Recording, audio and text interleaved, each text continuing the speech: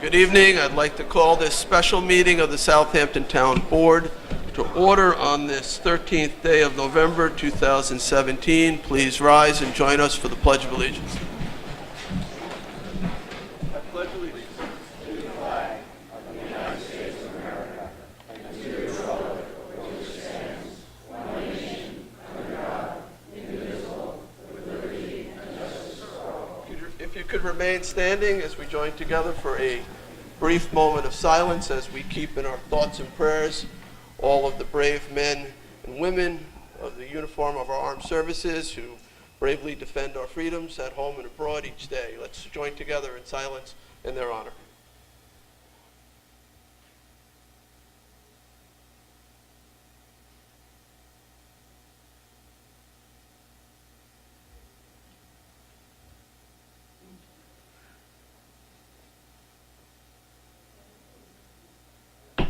Okay, please be seated.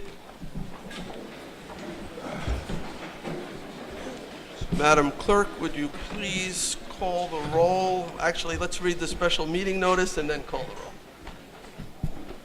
Members of the Town Board, reschedule Southampton Town Board meeting. Please be advised that the special Town Board meeting that was noticed and scheduled for Thursday, October 19th, 2017 at 6 p.m. in the E Quogue Elementary School has been rescheduled for Monday, November 13th, 2017 at 6 p.m. in the E Quogue Elementary School, 6 Central Avenue, E Quogue, New York, for the purpose of considering the following. Public hearing for a local law to enact the Hills at Southampton Mixed-Use Plan Development District, HSM-UPDD. Acceptance of findings statement in connection with the zone change application entitled The Hills at Southampton Mixed-Use Plan Development District, E Quogue. Authorize acquisition of lands of Peconic Bay Marina, LLC, and Peconic Bay Residence, LLC, Shinnecock Hills, and amend the Community Preservation Project Plan and CPF Management Stewardship Plan to include properties. J. Schneiderman, Supervisor, Town of Southampton, dated October 17, 2017. Supervisor Schneiderman. Present. Councilwoman Lofstad. Here. Councilwoman Scalera. Here. Councilman Bouvier. Here. Councilman Glinka. Here. All right. So we are going to start with public hearings. Before we do that, let me just first thank Rob Long, Superintendent of the East Quogue School and the East Quogue School Board for allowing us to have the meeting here at the East Quogue School. We very much appreciate that. This is not the first time we've been here. This is at least the fourth, I think. So thank you for putting up with us and your hospitality here. It's been a very lively debate has happened within these walls. So thank you for that. I also want to remind the community there'll be a forum coming up this Wednesday at the Hampton Bays High School. It's on the opioid epidemic. You're certainly welcome to attend and participate. It will begin at 7 p.m. this Wednesday. As you know, this community and communities across this nation have been affected by increasing use of some very lethal opioid products. And we're doing our best to try to understand it and try to prevent further abuses and particularly further fatalities. So please join the conversation. All right. I think we're going to start out with having our land planning and development administrator. I probably messed that one up. Kyle Collins. Jay, would you like to call the hearing first? I'm sorry? Shall I call the hearing? All right, we'll have to call those. Okay. All right, so Sunday, if you'll just read the public hearing notice. Public hearing number 1 for a local law to enact the Hills at Southampton Mixed-Use Plan Development District, HSM-UPDD. All right, so Kyle, if you could kind of bring us up to date as to where we are in the process and what the community that's here should know as we begin. Sure. The proposed change of zone is before the board. The Hills at Southampton Mixed-Use Plan Development District really consists of a two-step review process. First was the SECRA, or State Environmental Quality Review Act procedures that are required prior to this board taking action. That process began with this board issuing a positive declaration, subsequently went through scoping hearings, and then had the applicant prepare a draft environmental impact statement. That draft environmental impact statement went through 4 hearings. back in the fall of 2006 into the winter 2016, excuse me, and through the winter of 2017. Subsequent to the close of that public hearing, we also received written comments during that public hearing process on the draft environmental impact statement. Subsequent to that, a final environmental impact statement was prepared. That final environmental impact statement consists of responses to the comments that were received on the draft environmental impact statement. That portion of the secret process concluded with the town board accepting the FEIS, or the final environmental impact statement, on September 14th. The public hearing to date is actually on the local law that would establish the standards and conditions, if so approved, for the proposed action that is before the board. Prior to the board actually taking a final action on that vote to consider that local law, the secret process has to be concluded first, and that step would be the adoption of a finding statement which comes out of the facts that were provided in the final environmental impact statement. Kyle, just a question. Since the time that we have gotten the finding statements, we've also gotten comments from the Suffolk County Planning Commission, Planning Board referrals, and Conservation Board referrals. Are any of those comments, have they been included within the finding statement yet? Those were offered to you as comments. If the board so chose, they could amend the finding statement to include those. But no, to date, they have not. Thank you. Okay. Any other questions for Mr. Collins? Okay, and I remind, I guess, the public and the board that the passage of the PDD law would require 4 of the 5 a supermajority vote as per public referendum that was put into place when this law was created.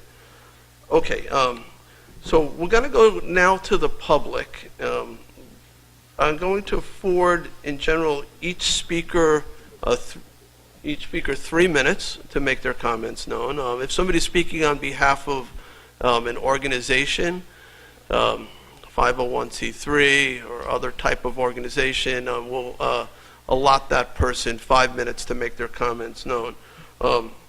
The Discovery Land Corporation, which is the applicant in this case, has asked for, I think, 10 minutes to make the initial opening comment. I said that that would be fine, and their representative, Wayne Bruin. Right, Wayne, you need 10 minutes? So, not even, okay. So we'll limit it to no more than 10 to set the stage here, and then we'll go to the public comments.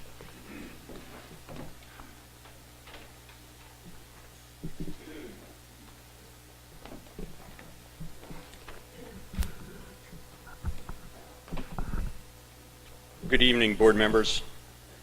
Wayne Bruin, O'Shea, Marcinsick and Bruin for Discovery Land, DLV Quogue, LLC, the owner and applicant that is before you for the final PDD application.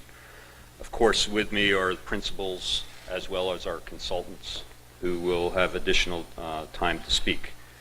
First thing I want to, for the record, want to indicate that I did submit a affidavit of posting to the town clerk just now. And previously, we had submitted an affidavit of mailing. In that respect, I also want to apologize to the town board, personally and professionally. The public hearing that was previously scheduled for October 9th, our office failed to get the over 1,200 mailings prepared in time to get that notice out, and it caused the adjournment of this hearing. And we thank you for your indulgence, and we also thank E Quogue School for their indulgence at this public hearing. As a reminder, the board just indicated that approximately a year ago we were here for the public hearings on the draft environmental impact statement. From those hearings, the town communicated the need for additional mitigation and public benefits.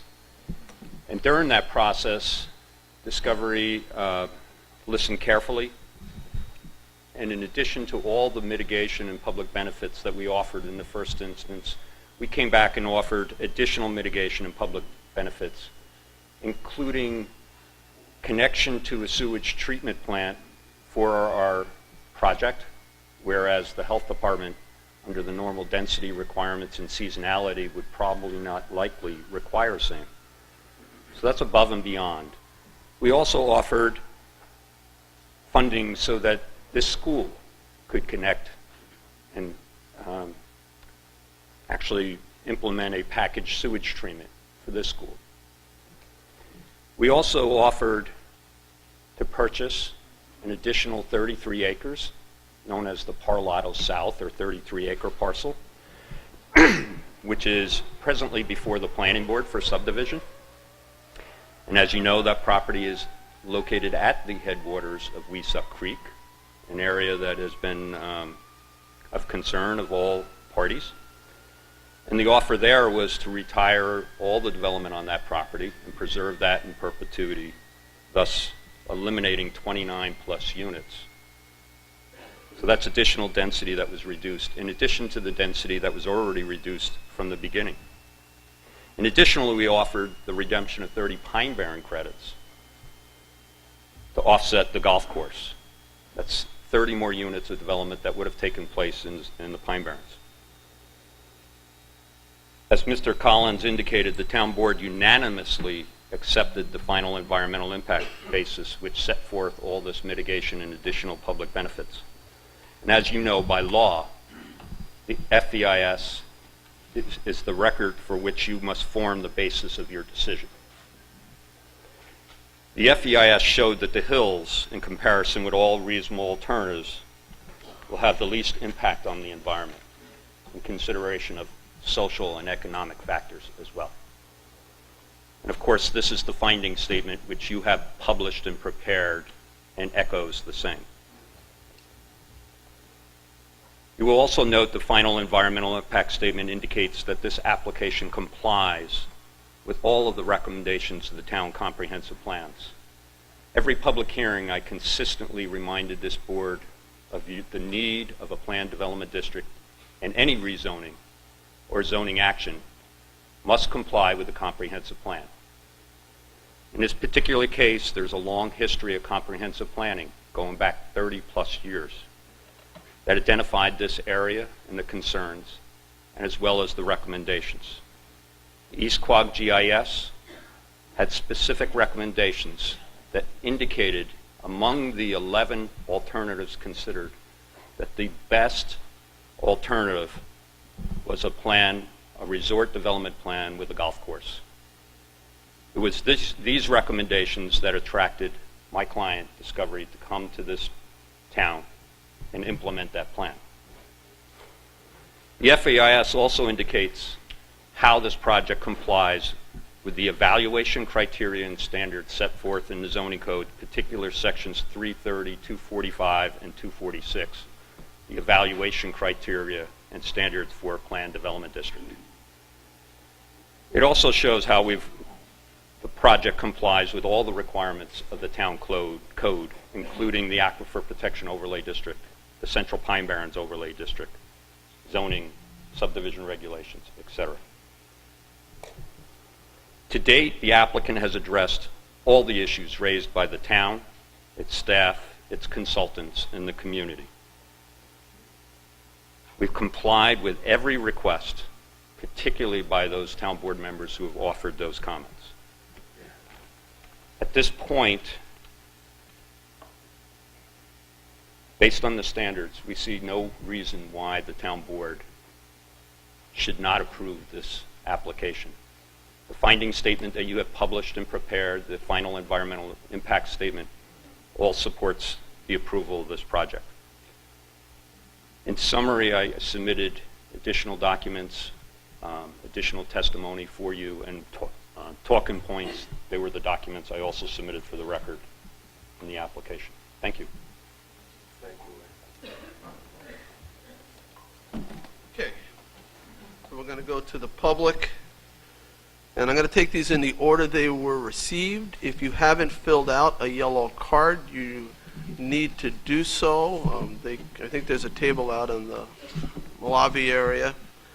Each speaker is afforded 3 minutes to make their comments known, as I've said previously, except for those in groups. And our clerk, Cindy Schermeyer, will let you know when you're approaching the last 30 seconds of your testimony. All right, without further ado, we'll begin with Michael Benacasa. I'm honored, number one. Good evening. My name is Michael Benincasa. I'm a resident of East Quogue and also the Chief Building Inspector for the town of Southampton. I'm here tonight as the resident. In the 16-plus years I've been involved in town government, I've never seen a project with so much support from the community, especially the host community of East Quogue. When I last spoke, I said we have the opportunity here to sculpt a plan that fits the needs of the community as well as the environment. Since that time, the plan has been tweaked, benefits have been added, open space, etc., as Mr. Bruin just mentioned, and the process was followed.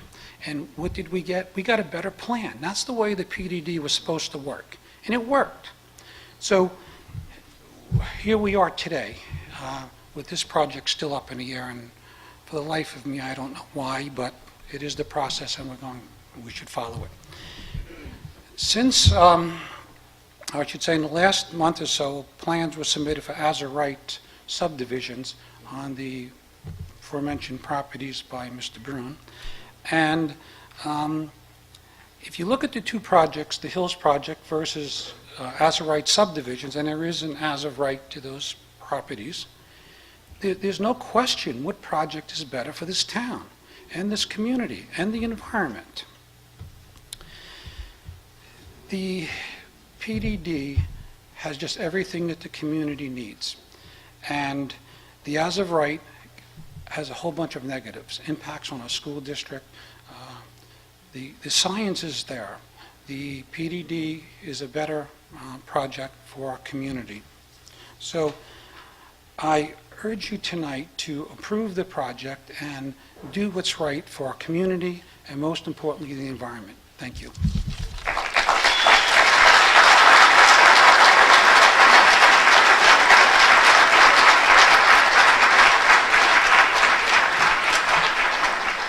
Okay, next up, Christopher Hudson.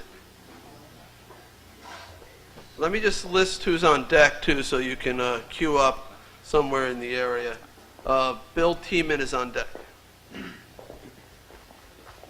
Everyone's up behind me. Appreciate it. Good evening, Mr. Supervisor, members of the town board. My name is Steve Goodstadt. I'm with the law firm of Ingerman Smith, and I'm here on behalf of the East Quogue Union Free School District Board of Education. I want to talk tonight about the impacts that one of these proposals in particular would have on the school district if it comes to fruition. But first, a little bit about the East Quogue Union Free School District. It's a kindergarten through 6th grade district with approximately 400 students. The upperclassmen, grades 7 through 12, go to the West Hampton Beach Union Free School District. That's about 400 students as well. And the East Quogue Union Free School District pays the money it gets in taxes directly to the West Hampton Union Free School District. This, for the 2017-2018 school year, that costs approximately $11 million, which is approximately $26,700 per student.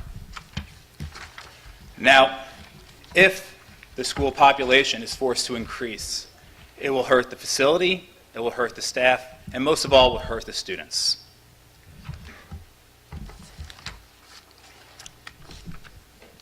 Now, it's impossible to determine how many students are going to be influenced or affected should the project be included to have more students come into the school district. But we do know that if you increase the population, it will be a cataclysmic disaster for the school district as a whole. From 2000 to 2010, East Quogue's population increased almost 15%. 30% of those students, 30% of those people were students. Considering East Quogue doesn't generate the tax benefits from any student that has to go to West Hampton Beach, And the fact that the increase of any population, or any increase to the student population, would force the district to have to improve on its facility and staff, the school district will be greatly affected.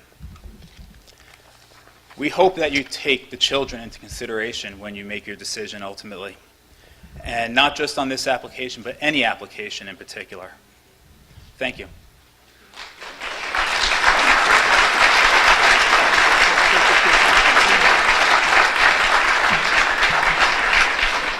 Okay, Bill Tiemann, followed by Nancy Kane. Thank you for this opportunity. I'm retired now, having spent 43 years working with not-for-profit sector, with young people helping them get through life initially. I worked in a foster care agency where the children were deprived of a healthy environment within which to grow. I was well-intended, idealistic.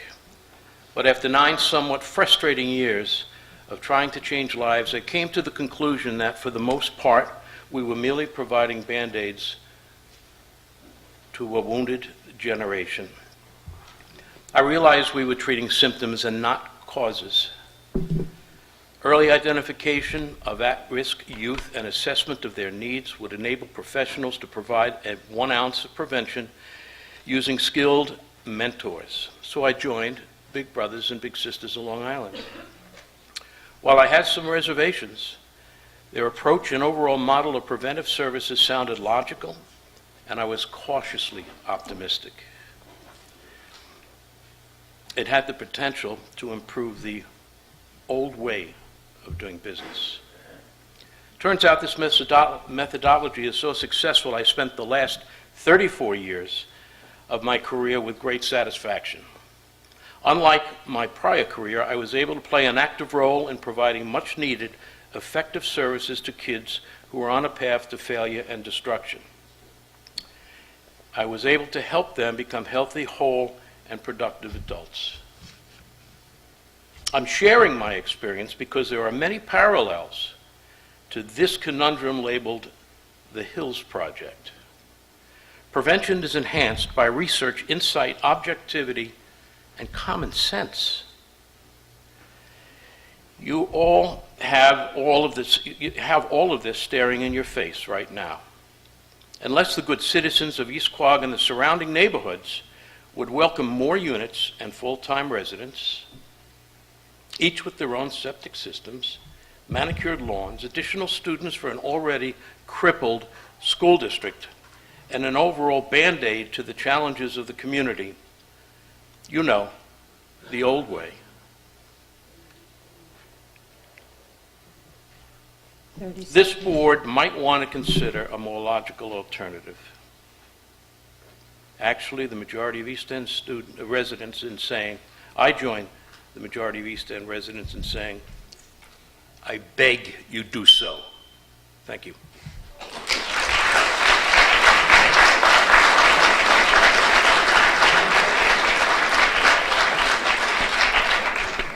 Okay, Nancy Kane, you will be followed by Bruce Tria. Hi. I grew up in Southampton Village, and my father owned a beach club on Dune Road in East Quogue. I've spoken several times before, and I'm here again before you tonight to ask you to vote on the finding statement of the Hills with your conscience. I ask you to vote with reason and sanity. I am asking you to vote for progress. Benjamin Franklin said, without continual growth and progress, such words as improvement, achievement, and success have no meaning. So I ask you all tonight, do you want this town to improve, achieve, and be successful? Do you want this for East Quogue? Because reason tells us, after reviewing the final environmental impact statement of the Hills, that it is by far the best choice for the hamlet of East Quogue, its residents, and indeed the town of Southampton. It is reasonable to vote for what will upgrade the existing zoning, to preserve over 500 acres. It is reasonable to want reduced density, and it is reasonable to require the strictest environmental standards, as well as the seasonal occupancy, which we get with the proposed Hills Seasonal Resort. It is reasonable to vote for East Quogue's Main Street and the much-needed and desired investment the Hills brings to this heart of the town. and reasonable for any human to want a much-needed satellite station for the honorable men and women of the East Quogue Fire Department. They serve, of course, the residents of East Quogue. You get all this with the Hills. It is unreasonable and questions sanity to vote for more subdivisions and a 43% increase in development density in East Quogue. It is unreasonable to burden the residents with increased traffic, increased school enrollment, and increased pesticides in the land by over 450%. It is unreasonable and tests the bounds of sanity to vote to increase taxes and increased nitrogen loading by 1,000% every year. East Quogue does not need another subdivision. It is unreasonable to go against what the town's own experts have stated in their analysis of the project, that this plan is the better option. It is the best proposal of land use this town has ever seen, and I think you all know that. It is unreasonable to ask East Quogue residents to pay over $1,500 more in property taxes, which they will, with a subdivision.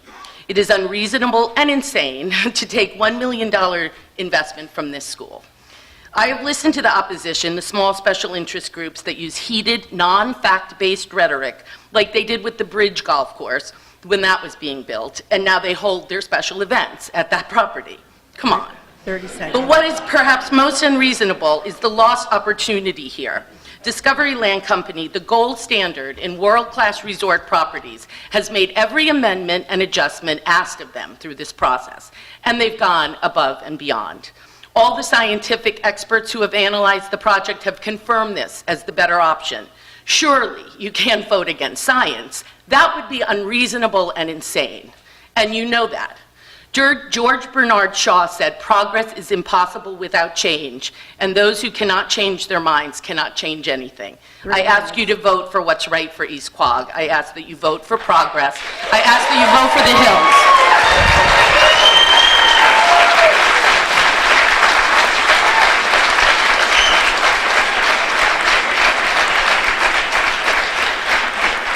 All right, next up is Bruce Tria, followed by Katie Muther.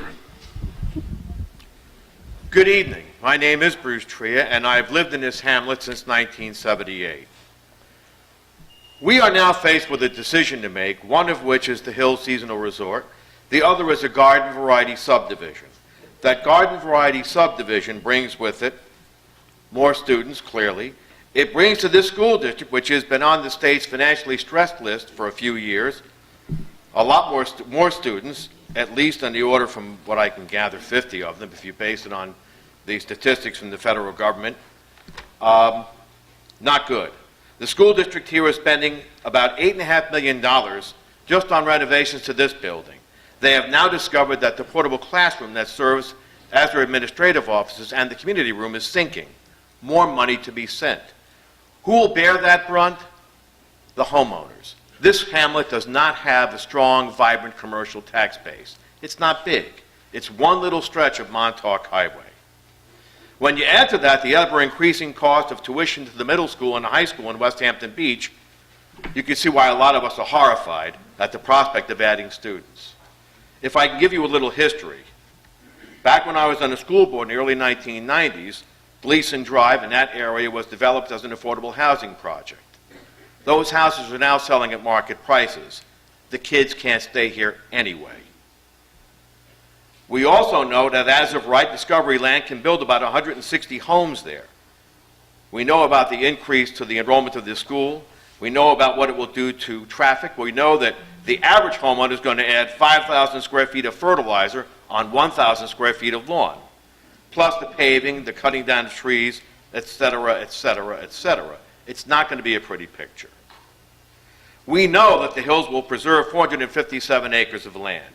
We know that it will essentially use nitrogen from contaminated groundwater for irrigation, and that will remove nitrogen from the groundwater and ultimately from the bays and waterways. That's the science. I'm not a scientist. I did read the finding statement, and it really is the better alternative for the property. Not to mention the 33-acre Pilato property, which already has an advertising sign on it advertising 3- and 4-bedroom houses. Look at the political reality for a moment. We had an election last week. I would call to your attention that voter turnout in the three election districts in this hamlet was higher than the town average. I would also point out that the Republican candidates for the town council outpolled the Democrats, and that the incumbent Democrat polled dead last. 30 seconds. That should tell you everything you need to know, because you're not always going to have 4 lines. I would urge finally that the town board do something for this hamlet to accept the finding statement and to approve the local law for the Hills Seasonal Golf Resort. Thank you.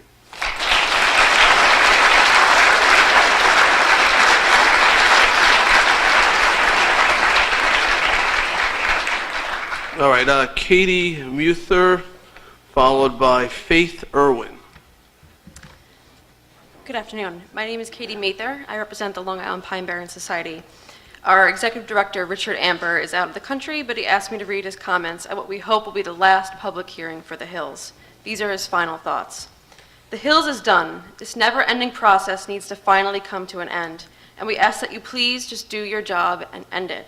Discovery Land and invested interests have spent tens of thousands of dollars maligning Julie Lofstad because she opposes the Hills, yet she was the largest vote-getter among the town board candidates. Council members Julie Lofstad, John Bouvier, and future councilman Tommy John Schiavone exhibited extraordinary integrity and commitment to their constituents and the Southampton's environment by standing up to money development interests and opposing the Hills, and we applaud you for that.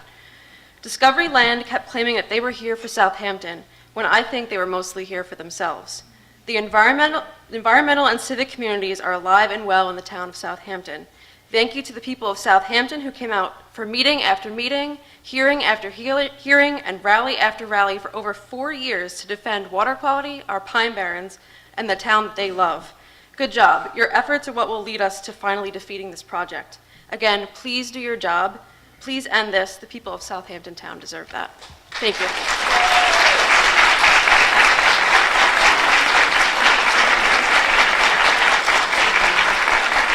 Okay, Faith Irwin, followed by Thea Dombrowski-Fry. Okay, good evening. I'm not into politics, and I'm going to try to throw it out there and speak from the heart. You guys all know the facts. You don't need it said to you again and over again. Listening to these people talk and listening to the past few years go by, as a firefighter, I've lived here. I'm a firefighter in EMT. I've been here 29 years. My husband's family is here. They are born and bred here. My father-in-law lived and died in the house, which is right next door where my mother-in-law lives now. We are part of E Quogue. We are part of this community. And I think with allowing all these houses to be built and not allowing the PDD to go through, it's going to increase our call volume in the fire and EMS service. I've been doing this 29 years as an EMT. Times we don't have that many calls compared to our neighboring districts. I think 600 to 700 calls. Now you're going to put more emphasis on the call volume, automatic alarms, and EMS calls, which will tax this fire department tremendously. I'm not speaking on behalf of them. I'm speaking on personal experience from 29 years of riding on an ambulance and fire truck. It does burn you out.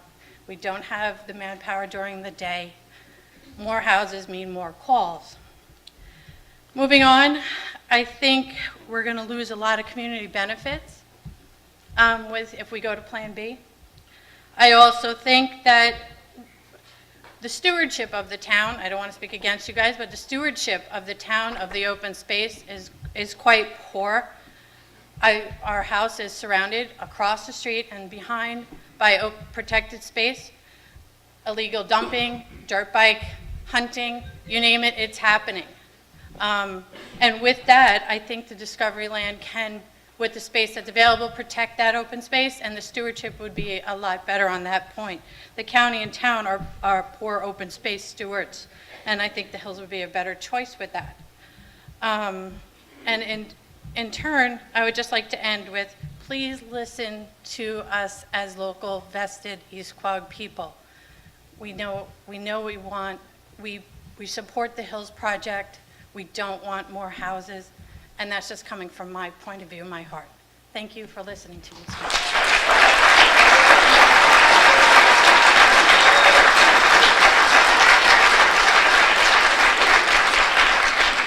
Okay, next up is Thea Dombrowski-Fry, followed by Heather Girgenti. Good evening. Thank you very much for giving me the opportunity to speak. I'm going to be very short and sweet. I'd like to urge the board to vote yes for the Hills. It is time the board become a board of yes and listen to the good people of East Quogue. John F. Kennedy said, "Ask not what your country can do for you, but ask what you can do for your country." The good people of East Quogue ask you to do as they ask. Thank you very much and have a nice evening.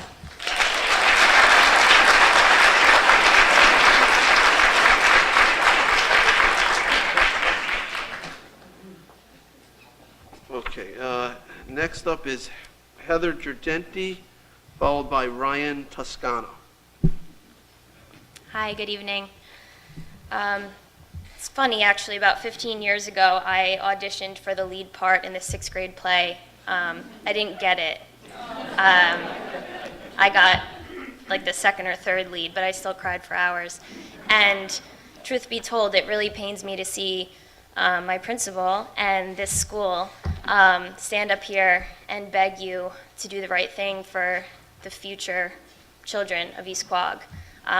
Luckily for me, even though I didn't get the lead in the play, I still walk into this room and through the hallways and see the tiny chairs in the classrooms, and it still brings positive memories. So I hope that that can continue for the future generations. To date, I feel that absolutely every study, every governing body, and even the summary prepared by the town's own consultants have agreed that the Hills is a better alternative than what's currently allowed on the subject property, except for this board. And it's becoming dangerous because I really don't feel that you can make a decision of this magnitude on a hunch or on your best guess or on a hope that maybe Discovery will just go away. It's not acceptable and it's not legal. And the people of East Quogue don't want to allow it if we had the power to. You can't ask for the data, get it, and then refute it. It's not about an opinion or a gut feeling. It's about following the law and serving the public. And since we've heard scientist after scientist repeatedly say that the impact of the Hills would be less than that of a subdivision, you need to have really significant reasons why you're ignoring that. Really significant. And you claim that you care about the future of our area, yet you're planning on allowing for something that's going to harm it. And that hurts us. You know, we all share the same aquifer and bays, but we're all disturbed by the fact that you're not listening to the people of East Quogue and instead seem to be listening to people east of the canal. What more could you want? Discovery has put together an amazing package. They've gift wrapped it for the community, and you're choosing the mystery that's behind door number 2. It's reckless, and I'm afraid of what's going to happen to my town. Will my parents be forced to sell their home due to increasingly high taxes? Will I not be able to buy a home in East Quogue because of an overburdened school and a struggling local economy? It seems like that's up to you, and I just hope that you'll make the right choice and allow this low-impact seasonal resort to benefit our town and its people. Thank you.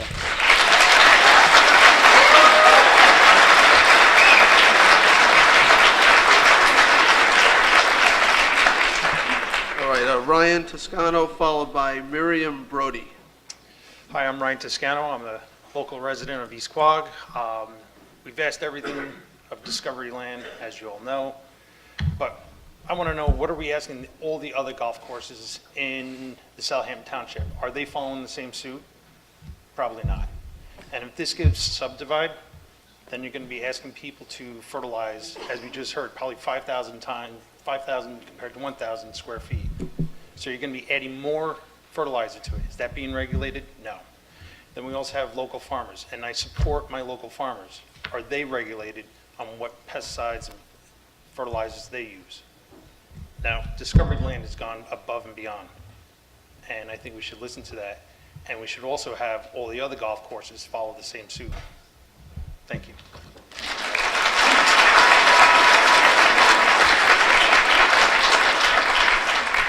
All right, so Miriam, you're next, followed by Brian Tiemann.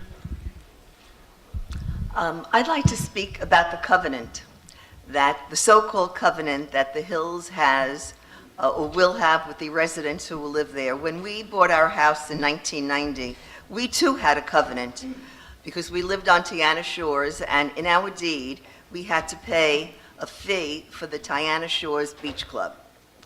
And we didn't belong to the Tiana Shores Beach Club, but they had a meeting one day. We said, oh, we'll go meet our neighbors, let's see what's going on. And there were so many people there who said, we don't want to go to the Tiana Shores Beach Club. We have a pool, we like going to the ocean beach. People voted. And I think that the people who will live in these residences for seasonal will love it here so much, they will vote too, to ignore this covenant. They will be here full-time. They will have their children. Our schools cannot handle it unless Hills plans to build an elementary school in addition to, rather, a middle school and a high school to house all those children. So I am definitely against or having this covenant looked upon a little more clearly. Thank you.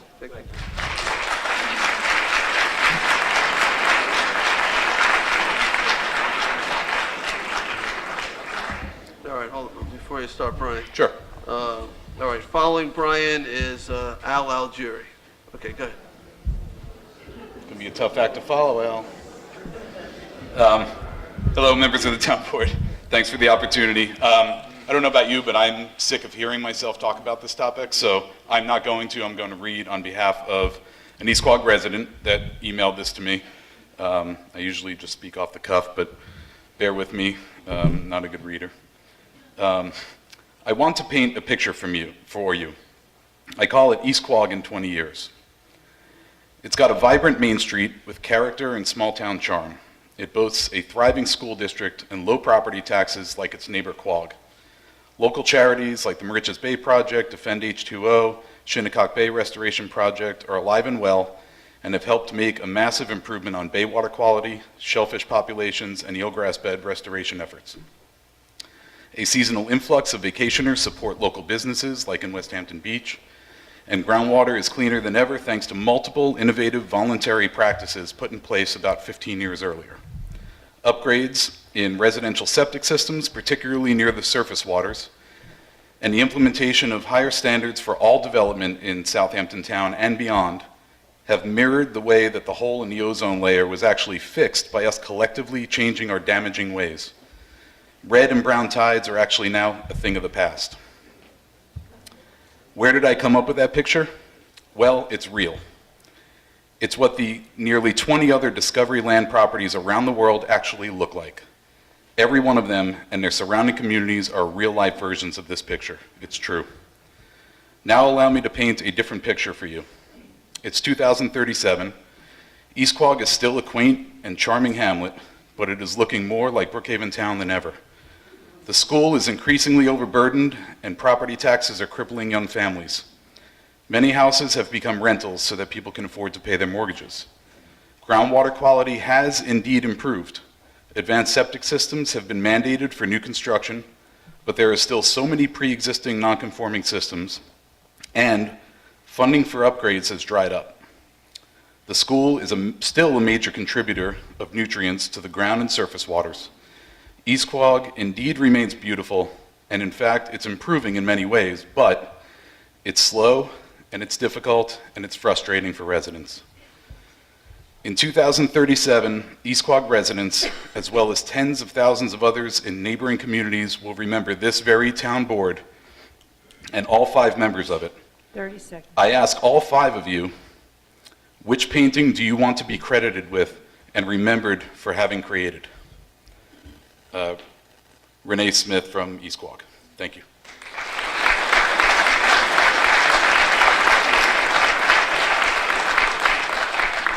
All right, Al Algieri, followed by Alex Burton.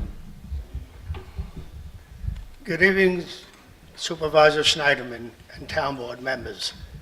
I'm addressing this quote to Ms. Scalara. You asked the question, did the Conservation Board make an opinion about the hills? Yes, they did, and it's in the hands of Carl Collins, and I respectfully request that he get a copy of each of them to each of you and to the town attorney. And we'd like to see that it is in the public record. Establish that, please. Al, just so you know, we do all have a copy. My question was it incorporated within the finding statement? But we do each have a copy of that. Yes, thank you very much. I'm here tonight to speak for the Civic Association. The thing is very clear. There's been a lot of money spent and a lot of threats. And in my opinion, this latest proposal of a new development that was only filed a couple of days ago is a veiled threat that cannot ever happen. The only thing they left out is 10,000 kitchen sinks. Everything else is in there. Remember, also when you talk about a vote, we voted town-wide. And the people that were opposed to the Hills or said they hadn't made a decision yet received the most votes. One of those people that received the most votes is sitting on the board. She was threatened by Mark Hissey to have an election rigged that he would help elect someone that would vote for the Hills. That's rigging an election. It always has been, and it always will be.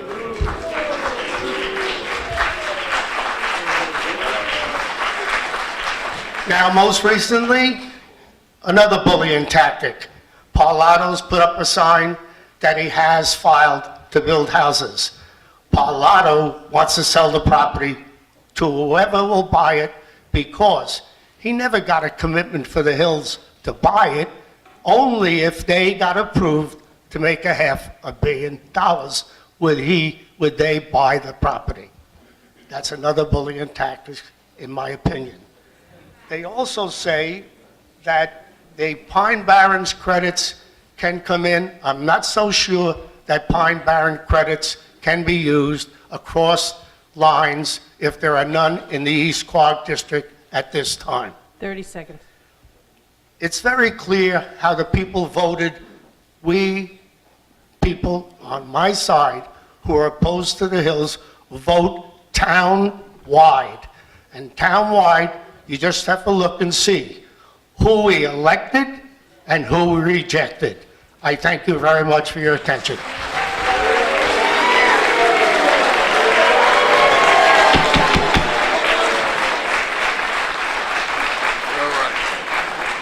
Everyone's entitled to their opinion. All right, Alex Burton is next. Alex is followed by Chick Voorhees. Good evening. I also want to thank you, Mr. Schneiderman, for your past accessibility. I'm a 40-year resident of East Quogue. I was a bayman in the early 80s. I've been a recreational fisherman since I was out on the party boats at the age of 5. Full disclosure, I don't play golf, so the idea of any free golf for me has no bearing on how I feel. I've been fervently against the Hills from day one for the very simple reason that you don't douse a fire by pouring gasoline on it. I know there's some troubling questions here. There's not easy answers here, but for me, if you care at all about the local environment, you don't allow a nitrogen and pesticide-loaded luxury golf course to be built on our already compromised aquifer. Now, this is just my opinion, and I obviously don't have any background in real estate or building, but in my opinion, if the golf course is not allowed to go through, a lot of this other project will probably never see the light of day either. I think it's all got to be built on being able to sell the package at the golf course and the accessibility to the beach club they built, and that's just my opinion. Now, I don't know, I don't understand the political workings of this fully, and that's clear when you consider that apparently Discovery Land had 4 or 5 different chances to submit their environmental impact statement until they got one that was semi-acceptable. I don't understand how that works. I guess that's my loss. I'm also not a scientist, but I can tell you that I've been kind of offended by some of the local press coverage of a local newspaper in terms of what they have been misrepresenting Dr. Gobler's statements and findings in the direction that they've made their headlines and their coverage. And I can tell you, I'm not going to use his exact words, but I've spoken directly with Dr. Goldman the last couple of weeks, and I can honestly tell you that he feels the same way. Lastly,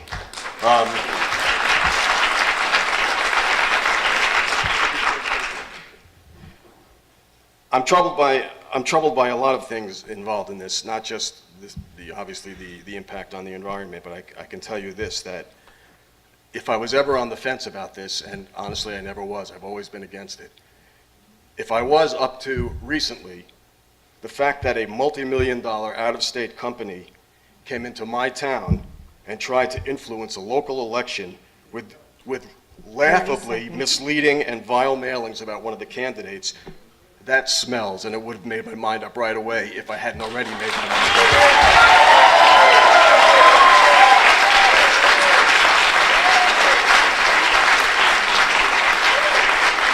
Okay, Chick Voorhees is next, followed by Denise Michalowski.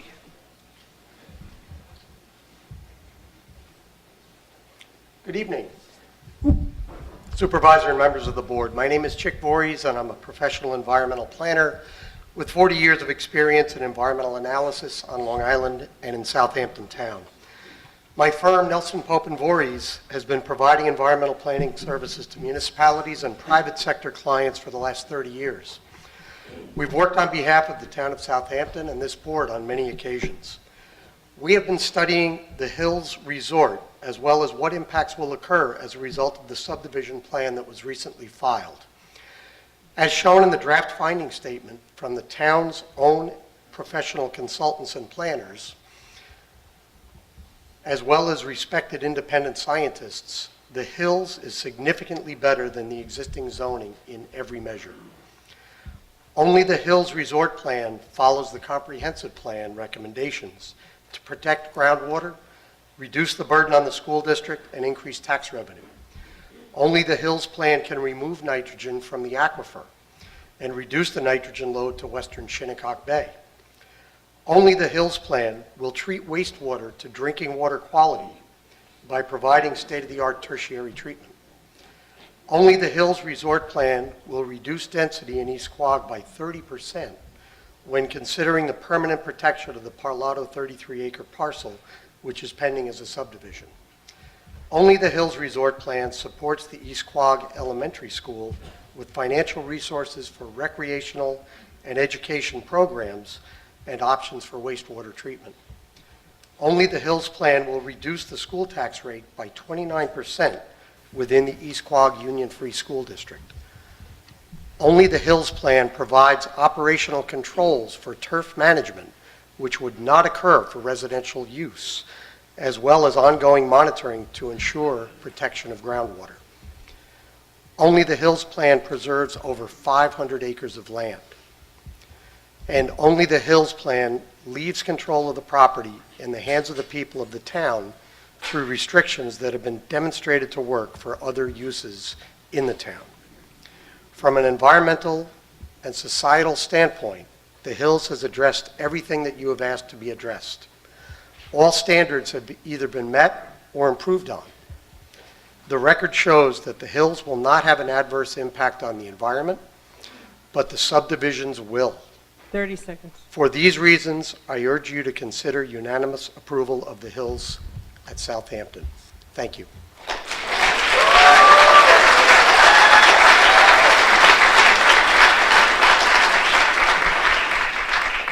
Okay, Denise Michalowski, followed by Anthony Michalowski. My name is Denise Michalowski. I've been a resident of East Quogue for the past 21 years. I support the Hills fully. I think all the environmental studies have shown that this is a better option than the subdivision, which will be a disaster for our school and for our economy. And I hope that the board can do the right thing and approve the Hills. Thank you.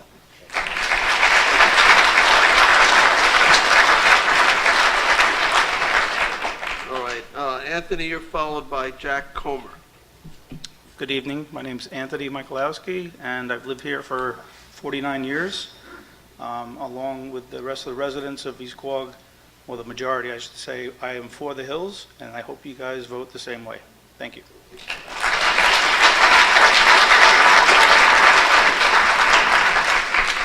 All right, Jack Comer is next, followed by Dominic Clark. Good evening. I'm pleased to address the board once again on the Hills, and I'm not quite sure what to say that hasn't already been said. This has been a very difficult process. It's pulled out some of the worst from some of the local folks, who otherwise would be looking for what's best for the town. It's also pulled out, I think, some shady dealings behind the curtains, and any knowledge of that to me is really disappointing. What I'd like to say, though, is that I started out a little over 3 years ago with a representative from the Hills in my classroom talking to the students about development, and I wasn't really sure what was going on at that point. I really didn't know the process. I didn't really know what they were proposing. I just knew that it was a good opportunity for my students to learn about this. I thought it was important for them to learn about it in as open a way as possible, to ask as many questions as they could, and to find out real answers, not BS, real answers. I think that this process has yielded some real answers for the town board, and I'm terrified that you won't act affirmatively on those real answers on behalf of East Quogue, on behalf of the students, especially, for my concern, on behalf of the environment. I'm terrified that you will act with some political overtone that takes away your voice, the real voice for the people, and that otherwise would have you vote yes for the Hills. Thank you.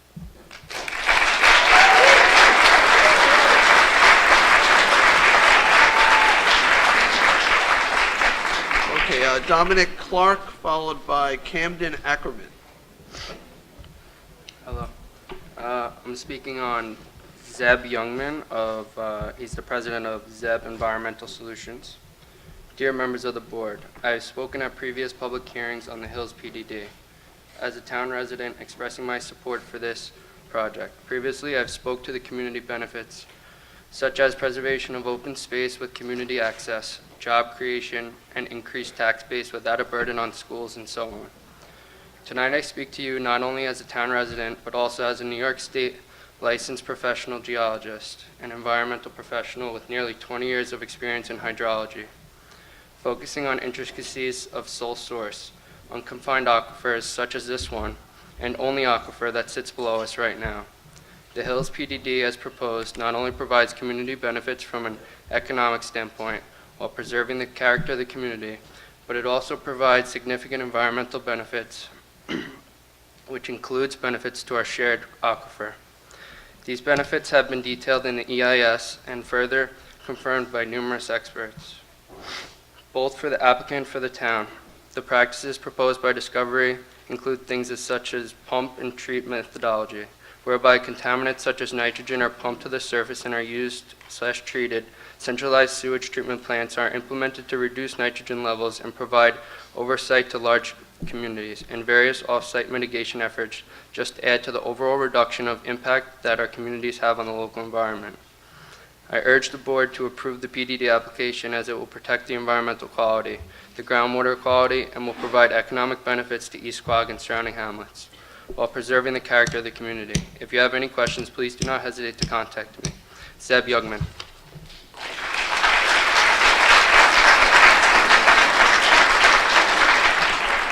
Okay, next up is Camden Ackerman, followed by Richard Blows. Good evening. I would like to just take one moment to address something that comes up repeatedly over and over in these hearings. I, for one, I'm in huge favor of the Hills. I've spoken at most of these meetings. I've told you numerous times I've spent over a decade working in legislative arms and with a lot of environmental groups actually pushing for development legislation that would create certain benchmarks that all of these that Discovery Land has gone out of their way to meet, I honestly never would have dreamed about. One major issue that I have with what I hear from the opposition over and over and over again is this idea that we're building over the sole source aquifer. And to the general public who doesn't understand what that means, I think it really needs to be addressed. When we're talking about the sole source aquifer in Long Island, that is the land underneath your house. It's the land under my house. It's the land that we're under right now. It's the land when you're driving up the road. It's the wet sand beneath all of us. There isn't a pocket of pristine water anywhere. And the only way that we can address how the aquifer is cleaned and recharged is by working to create ways to remove nitrogen on a natural level. Discovery has gone out of their way to create something that is better for us. I'm scared to death by the possibility of putting in the as of right.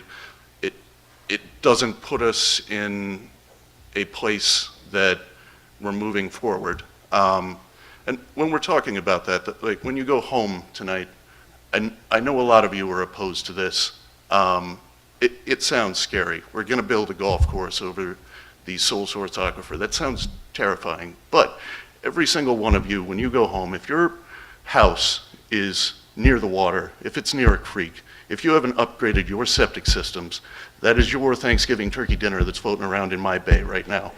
And I am a huge environmentalist, and I know everybody in this room. I've said it time and time again. Christine Scalera and John Bouvier need a massive pat on the back for what they undertook to get that CPF water quality measure put together.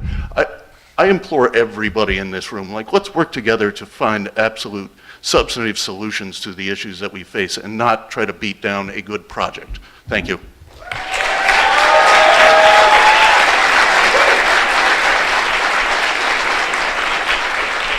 All right, Richard Blows is followed by Joan Hughes. My name is Richard Blows. I've lived in East Quogue some 40 years, and prior to that in Hampton Bays. In 1999, we invited Discovery to come to East Quogue. We published a document that presented a recommended plan for future land uses in East Quogue, a plan that was developed in coordination with an advisory committee that evaluated many alternatives for future land uses in the East Quogue community. And many of those same people are here tonight opposing this. This document that was unanimously adopted by the town stated that the plan would sustain East Quogue as one of the town's important hamlets, preserving its community, scenic, and historic character. The addition of residential uses with the recommended plan would provide a marginal increase in the demand on community facilities and services. The most important thing that can be said about this plan is that it was developed without politics, without prejudice, and without malice. It was developed at a time when these factors did not play into the decisions of what we felt was best for the future of East Quogue. We cannot afford to bite the hand that feeds us. Quite simply, we are a town that survives on second and third homeowners. This is our industry. This is what made the town of Southampton one of the greatest communities to live in. Please do not turn your backs on the people we should welcome into our community. People who have agreed to meet the highest standards this town has held anyone to, and the smart growth we always preach at. Thank you.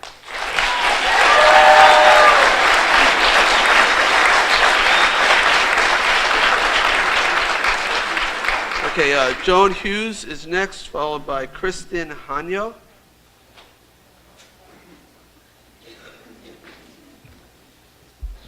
The hills at Southampton will destroy over 300 acres of pine barrens, so far undeveloped.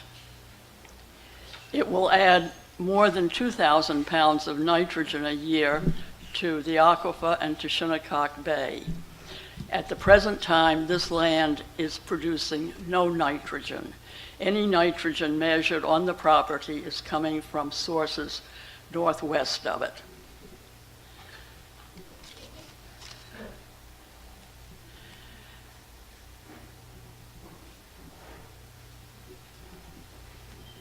The amount of nitrogen that will be going in from this property, if it is developed, will be, as I said, over 2,000 pounds a year.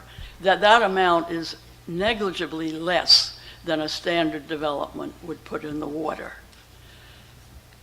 And it would it isn't going to help with anything that the Community Preservation Fund does in terms of trying to mitigate the amount of nitrogen coming into Shinnecock Bay from the already existing sources in East Quogue. And in the end, it's going to cause gentrification of the community. It will bring in new homes with seasonal visitors who will require shops and restaurants far more expensive than anything here already. It will raise taxes, it will raise property values, and it will ultimately force the working class families that are the backbone of East Quogue to other places. We're seeing that happen already east of the canal. It's just creeping this way because of this type of development. And finally, Discovery Land is threatening the residents of East Quogue with a 134 standard development on the Hills property and up to 44 affordable housing on Mrs. Parlato's property in the Weesa Creek watershed. The history of attempts to develop these two pieces of property very strongly suggests that they will never get out of the planning board. 30 seconds. We've stopped this kind of development before, we'll do it again.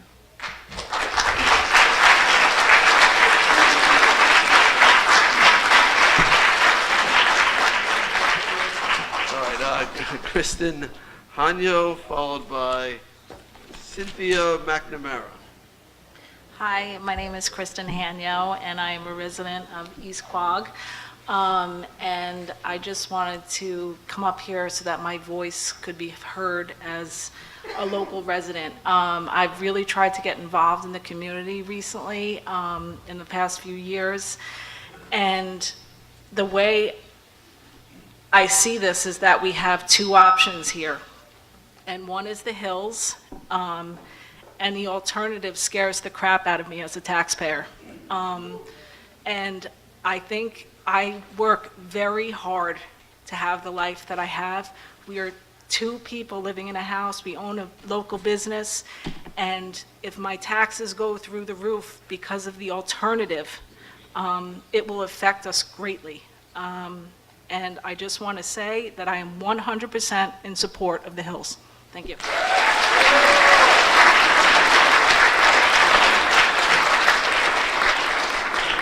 Okay, Cynthia McNamara, followed by Elizabeth Jackson. Good evening, Cynthia McNamara, resident of East Quogue, former school board member. For East Quogue, the election last week was a referendum on the Hills, and the results were rather clear. For too long, the majority of East Quogue has been silenced, censored, and misrepresented. The numbers don't lie.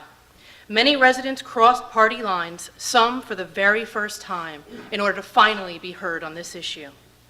If the PDD is approved and Discovery follows the stipulations as written, it will inarguably be better than the as-of-right development. That is a fact no one has disputed. The only reason I can see for voting no is that you do not feel Discovery will be made to adhere to the stipulations as written. Following that logic, a no vote says that you have no confidence in the ability of this town to enforce its own laws. That's a scary thought. The impact of a no vote will have near immediate consequences for the hamlet of East Quogue, and the school you are sitting in right now will be the first casualty. This school is currently asking the community to support a 17-year bond for building improvements. Do you think this community is going to approve a bond for administrative offices, a science lab, and a community room if they are facing the possibility of a much larger bond for school expansion in a few years? They won't, and for no other reason than they can't afford to. They have already given their pilot tax savings back to support this school.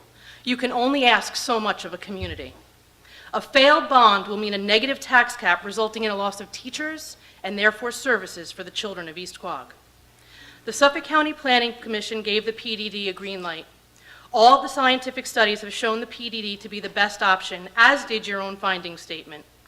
The other night I was asked who else will have to tell this town board that the PDD is the best option before they will finally support it. I not so jokingly told them God. Development of the property owned by Discovery is going to happen. That's out of your hands at this point. What isn't out of your hands is how it will happen and whether it will benefit East Quogue or cripple East Quogue. You also hold the fate of 33 acres between Montauk Highway and Old Country Road in your hands. You can either put 30 homes at the head of Weesuck Creek, or you can preserve that land forever. The residents of East Quogue are rightfully upset with the fact that it looks like feelings will be deciding our fate instead of science. We have been talking and are seeking legal advice on our options if the PDD is not approved. One of those options currently being discussed rather seriously is a lawsuit against the Southampton Town Board. 30 seconds. We live in East Quogue, we love East Quogue, and we will fight for East Quogue.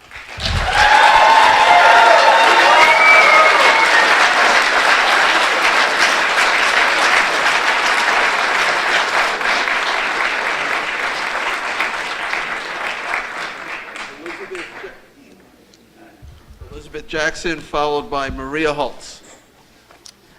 My name is Elizabeth Jackson. I am a good person of East Quogue. I have a few $100s in my bank account. I don't attend fancy fundraisers, and I happen to have a college degree in environmental studies. So this stuff has been something that I've been having a lot of time to be able to look into.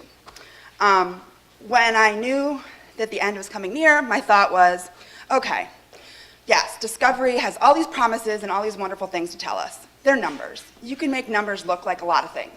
Who is Discovery? Besides the fact that they've arrived here and given us lots of shiny things, we never knew them from a hole in the wall prior.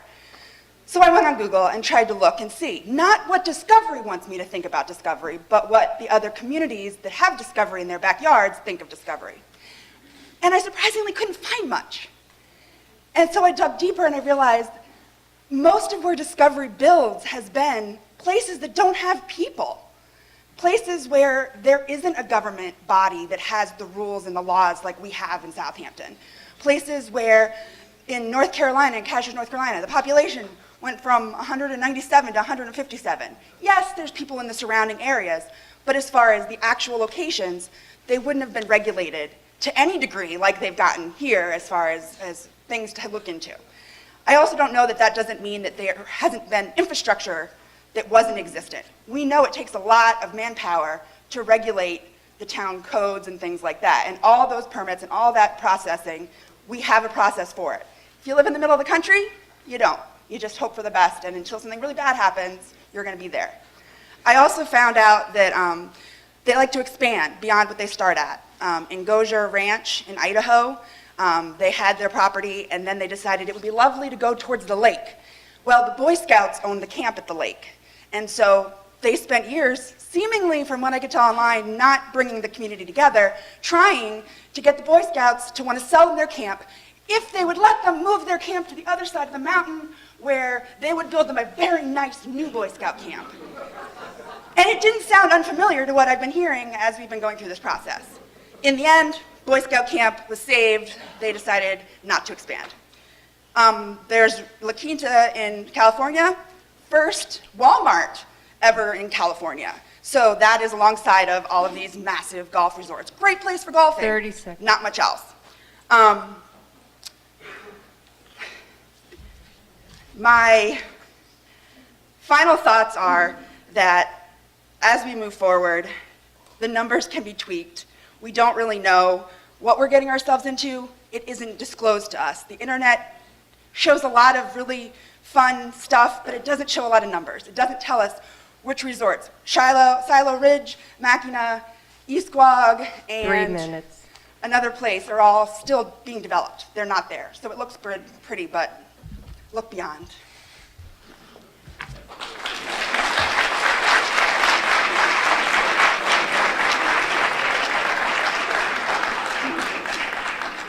All right, Maria Holtz is next, followed by Kevin McAllister. Okay, Superman Schneiderman, members of the Southampton Town Board. On behalf of the Board of Directors of the Hampton Bay Civic Association, we wish to voice our continuing opposition to the approval of the Hills PDD. Much has been said both in support and in opposition to the project, and we will not revisit all of those arguments in this letter. To do so, however, we want to point out three important considerations that remain regardless of what arguments have been put forth. First, the Hills PDD is not necessarily the least damaging alternative other than no development.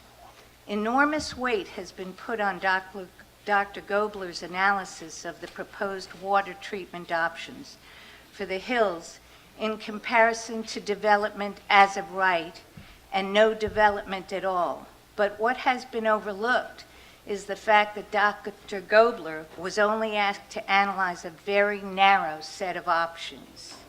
It is important to remember that Dr. Gobler's conclusion is that every scenario he examined other than no development will increase nitrogen loading, and any increase in nitrogen loading will adversely affect receiving water bodies. So the argument that Hills PDD is the protective of our water bodies is simply false. More importantly, Dr. Gobler was asked to analyze the nitrogen loading mitigation measures proposed by Discovery Land. Only to analyze is very narrow in its scope and conclusions. Indeed, Dr. Gobler has stated that if the same mitigation measures proposed for the PDD were applied to the as-of-right development scenarios, additional nitrogen loading reduction could be expected and could yield even better results than the PDD.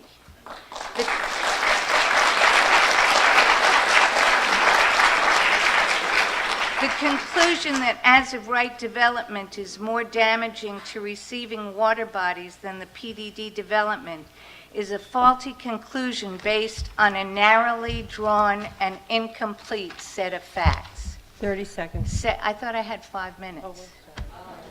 Secondly, Discovery Land has brandished the threat as-of-right development as a weapon to force decision on the Hills as less damaging alternative to the more damaging housing that could be developed. Discovery Land has repeatedly claimed that its desire is to protect and improve the water resources, and dozens of people have spoken out about the company's great commitment to protecting the environment. If Discovery Land is so concerned about the environment, why is it threatening the town in this way? If the company does not get approval for the Hills,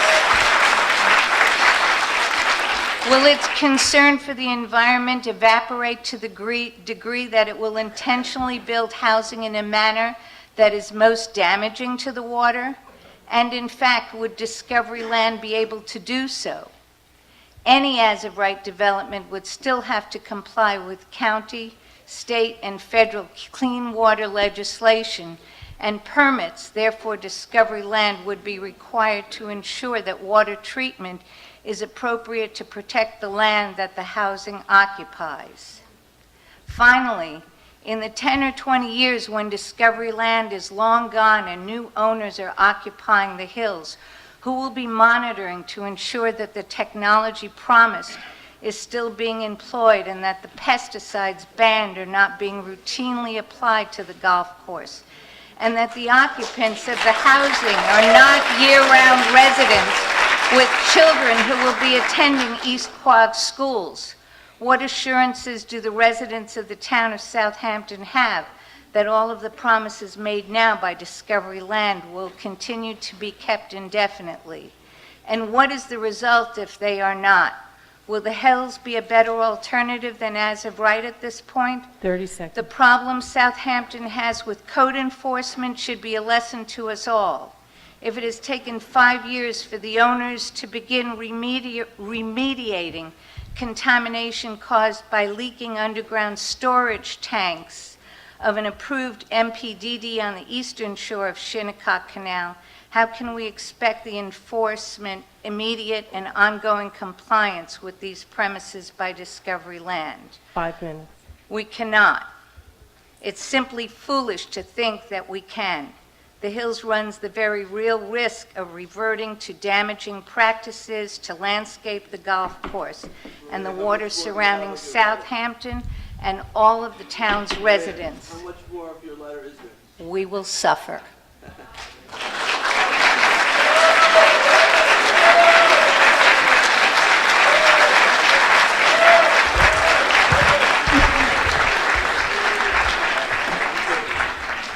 Next. Can I have your mic for a second? Technology here. All right, next up is Kevin McAllister, followed by Jim Ryer. Thank you, Speaking Supervisor. as a group, Defend H2O. do you need 3 or 5? 5, please. Okay. Thereabouts. Thank you. I'd like to believe I do due diligence before I speak to an issue relating to water. Also, try to take a 30,000-foot view and also have a visionary view with respect to both our coastal zone and our state of our waters. We hear a lot about the single entity versus individual homes, and I have to really impress upon you, in the big scheme of things, we're no longer a rural community. We have to manage water with the notion that we are suburbanizing, certainly our community, our East End. The single entity has a great deal of controls relative to the greenways, the management of the land in its entirety. Obviously, a question is the golf course. But when you compare that to, again, a broken chain, if you will, with a single and separate, anything can happen. I go by the presumption that this land will be developed in some form. I think the opportunity for preservation has passed, unfortunately. I wish that was the option. Relative to the nitrogen loading, and you've heard me speak multiple times on basically the overall loading. So not to get so caught up in a particular parcel, but ultimately its influence, the geography and its influence on water quality. This particular project, as I think early on, with some urging from Dr. Gobler, myself perhaps, and others, they have stepped up to include state-of-the-art sewage treatment. So this would ultimately service the entire development. That's the on-site. We're talking also an additional STP or in some form to service the school. You certainly have read and seen me speak to the bigger bang for the buck, if you will, when we're dealing with larger influences, and clearly the school is with the community. When we get into advanced treatment systems in X number of homes, as clearly addressing the nitrogen load from wastewater. The turf and the fertilizer applications on a golf course.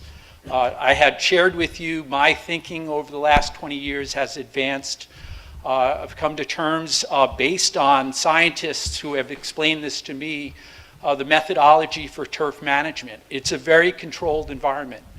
You'll see from the FEIS, the finding statement, we're talking about a series of groundwater monitoring wells, lysimeters. You know, these are all measures or means of really closely tracking the influence of nitrogen and as well as leaching. With respect to the deployment through fertigation, again, this is very controlled. In simplistic terms, we're talking about developing a tea, if you will, that is applied judiciously based on rainfall, the irrigation. Again, with the technology that we have, we can determine exactly what might be percolating down into the soils and make the corrective actions. Land preservation, of course, and this has substantial land preservation built into it. I would like to really clarify, because in the press I saw a lot on the fertigation, the pump and treat. This is a technology, as I shared with you previously, this has been around for a long time. This is conventional. Extracting groundwater that has different forms of contaminants. It could be radionuclides up in BNL. Obviously the MTBE plumes that we see all over the island. Grumman. The extraction with a set of recovery wells can be exact. We can draw that water. We know from the data that's been made available, and this is really pretty academic, we are down gradient from agricultural practices, activities. We have enriched groundwater. I think it goes a very long way to clean up the legacy pollution that we're addressing, and this has means to do so. The extraction plus the application, fertigation, again, back to a very controlled nutrient application. We see this, and I became aware of this. I shared with you Pebble 30 Beach, seconds. going back some years ago on wastewater treatment, Indian Island Golf Course. We are employing enriched wastewater for uptake with, in this case, turf grasses. So again, this is very settled science. Lastly, the drinking water. We're talking about Suffolk County Water Authority relocating wells. And as I understand it, these are blended right now. So we have drinking water problems as they exist. To be upgradient, they will be out of harm's way with extraction or drawing of potable drinking water for the community. The finding statement, I think, was very thorough. It's very settled on the science. It is, of course, drawing from the FEIS. It's sound. So I urge you, recognize the good work that went into this. Thank you.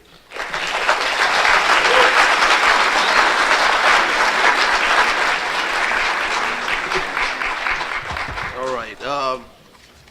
Next up is Jim Ryer. Jim will be followed by Meredith Erb, I think, if I'm reading that correctly. And before you start the clock, Sunday, I'm going to try to do my best to keep everybody down to whatever time, whether it's 3 minutes or 5 minutes. So sorry if I have to interrupt you, but if you're going to go past the allotted time, I'm going to ask you to really finish your statement and allow other people to speak. We have a lot of cards still to go. It's going to be a long evening.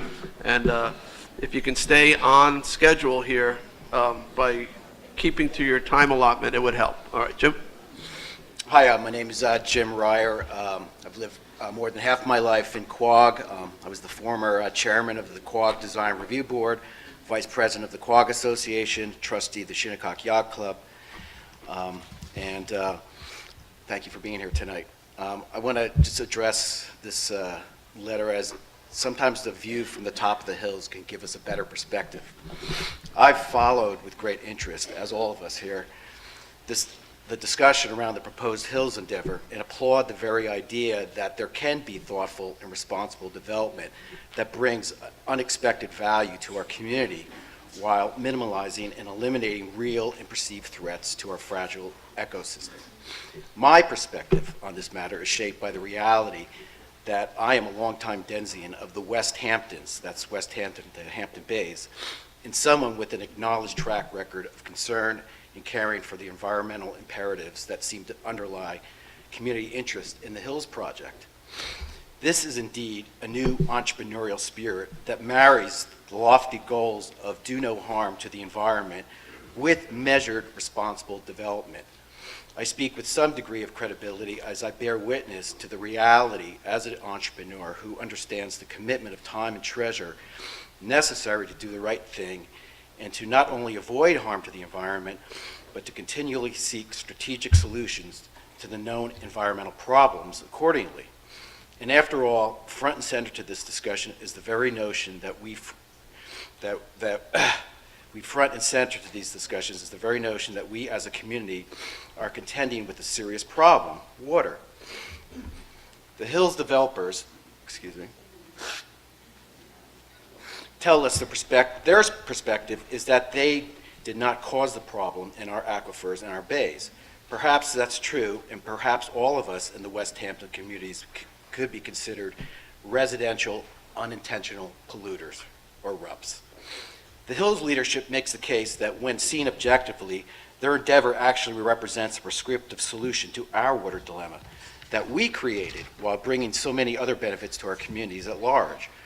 For certain, some of us are of the expressed opinion that any development represents a negative impact on the environment, with specific further deleterious impact on our precious water resources. 30 seconds. That's our perspective. Let's objectively look at what the Hills Project actually represents and form a new enlightened perspective accordingly. They intend to build 118 homes. According to the latest Census Bureau data, there are 18,108 homes between West Hampton and Hampton Bays, and they are effectively use an antiquated septic sewer system. The Hills community, with its 118 housing units, represents 1/2 of 1% increase in housing units in our community. 3 minutes. And the Hills is to build and operate their own design treatment. I'll give you one more sentence, Jim. Okay, I just want to just Sum it say up. is that all of us, our perspectives, we all think we're right, whether we're for or against this. But being right isn't always the correct way to go. And the people of East Quogue, if they don't feel that they're being represented properly, possibly they can incorporate their village and make their own decision and control their own destiny. The correct All right. path forward is a positive vote for the Hills. Thank you. All right, Meredith Erb, followed by Andrea Spilka.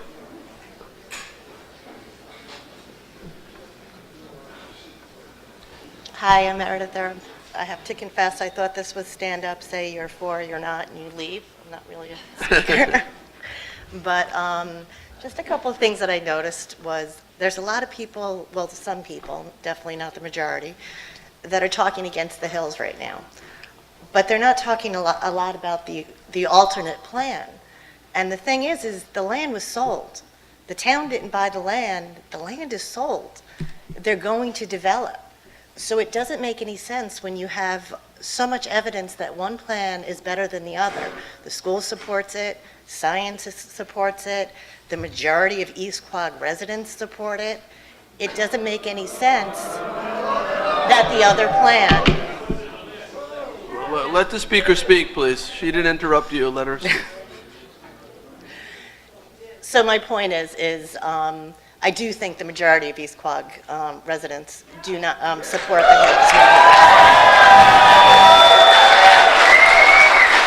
A lot of people who know me know that this was a really hard election for me because I had to vote against my party, and I've never done that in my entire life. And we basically won. The town of East Quogue spoke out, and we won on that. So I guess my point, I don't speak, whatever, is it just seems to be sort of a no-brainer. I don't understand. The science supports it. The people support it.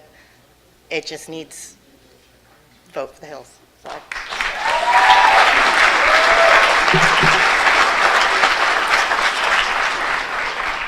All right, Andrea Spilka, followed by Daniel McNamara. Good evening. I'm Andrea Spilka. I'm president of the Southampton Town Civic Coalition. And as you know, this proposal has been opposed by most of the civic organizations in Southampton, as well as environmental organizations and politicians, including Assemblyman Fred Thiel, County Legislator Bridget Fleming, former Southampton Town Clerk Marietta Seaman, and former Southampton trustee Fred Havemeyer. Once again, we're asking the town board to have the political will to say no to the proposed PDD at the Hills. You've already discarded PDDs as a planning tool, and now we ask you to vote against this last remaining application. Times have changed. The GIS that many of us here worked on was almost 10 years ago. Creating a private golf course above our drinking water and adjacent to the severely impacted Shinnecock Bay is not an identified community community planning need, especially when it will require removing and replacing 350,000 cubic yards of soil. The review process has been undermined, and we hope and need the town board to do better now and in the future. Why has the developer been allowed to constantly change their application and extend the review process? Why has the town refused to acknowledge that there are reduced impact alternatives, allowing the community only to see the developer's rhetoric? And you hear a lot of that tonight. Why did the supervisor specifically narrow the focus of Dr. Gobler's review to only apply the benefits of certain nitrogen mitigation measures to Discovery's proposal, and then allow them to claim that Dr. Gobler's assessment supports the Hills PDD, when Dr. Gobler has publicly said that he does not support or oppose the project. He simply analyzed the information provided by the town. Why has the town failed to acknowledge their power under SECRA to require mitigation, even in an as-of-right development, and allow Discovery Land to use the as-of-right as a frightening alternative to their proposal? Why did Discovery receive a copy of the finding statement when nobody else really has one? Why is the town's local law almost identical to attachment W in the developer's FEIS? Why hasn't the town appointed a representative, and this I would hope you can correct, why hasn't the town appointed a representative to the Suffolk County Planning Commission who will stand up for the residents on projects of regional significance? We've seen what happens when the town appears to tilt the playing field in favor of the developer. The CPI PDD was approved but is now in litigation. The Tuckahoe Supermarket and Gateway in Bridgehampton would have been approved without last-minute significant opposition. If Discovery really wants to be the good neighbor they claim, they'll build a resort and buy an existing golf course. And if the town truly wants to defend the health and safety of the community, they'll deny the PDD and then use every tool in their toolkit to create the best possible alternative at the Hills. Thank you very much.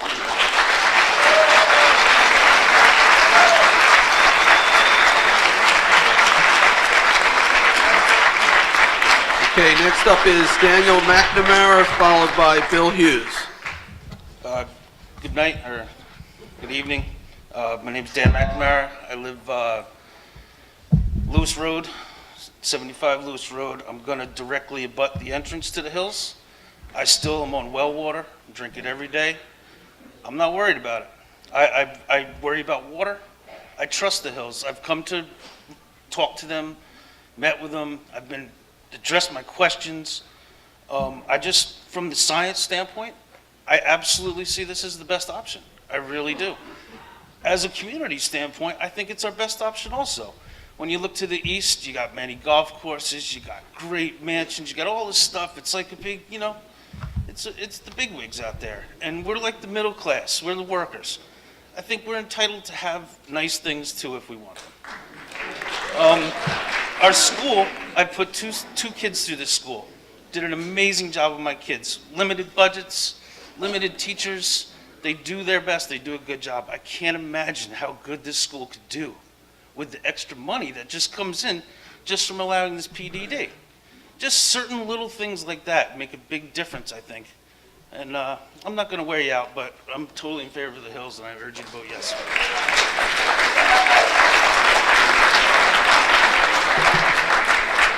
All right, William Hughes, followed by Geraldine Jack. Good evening. I'll be brief in my comments.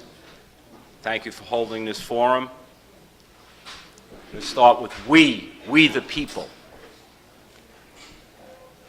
I was a public servant for many years in this town, and I took that oath very seriously in that we are here as servants to serve the public.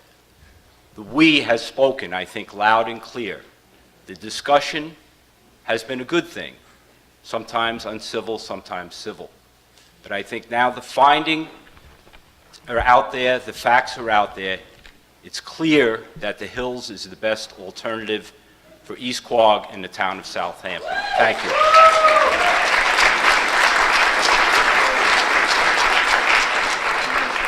All right, Geraldine Jack, followed by Aaron Sachs. My name is Geraldine Jack. I'm a resident of East Quogue. I'm a retired public health nurse. And I've spoken to the board many, many times, so I'm not going to repeat all my concerns. I'm in the school tonight, and I think about the school children. And I think about Discovery Land building their development and upturning all the soil that's going to happen with their moving cubic yards of soil and so forth. And I think about all the soil particulates that are going to be in the air. And we have children walking to school, coming back home from school, playing in the yard during recess and so forth. And I'm concerned about the issues about the air pollution here, and if it would have potential health consequences for the kids years to come. So these things are on my mind, and also the safety issues which I talked about before. Our children are in their formative years, and to expose them to unnecessary hazards of this nature could be very dangerous to them in years to come. I strongly urge you to vote no for the Hills. I've been against it from the beginning, and I continue. I haven't changed my mind.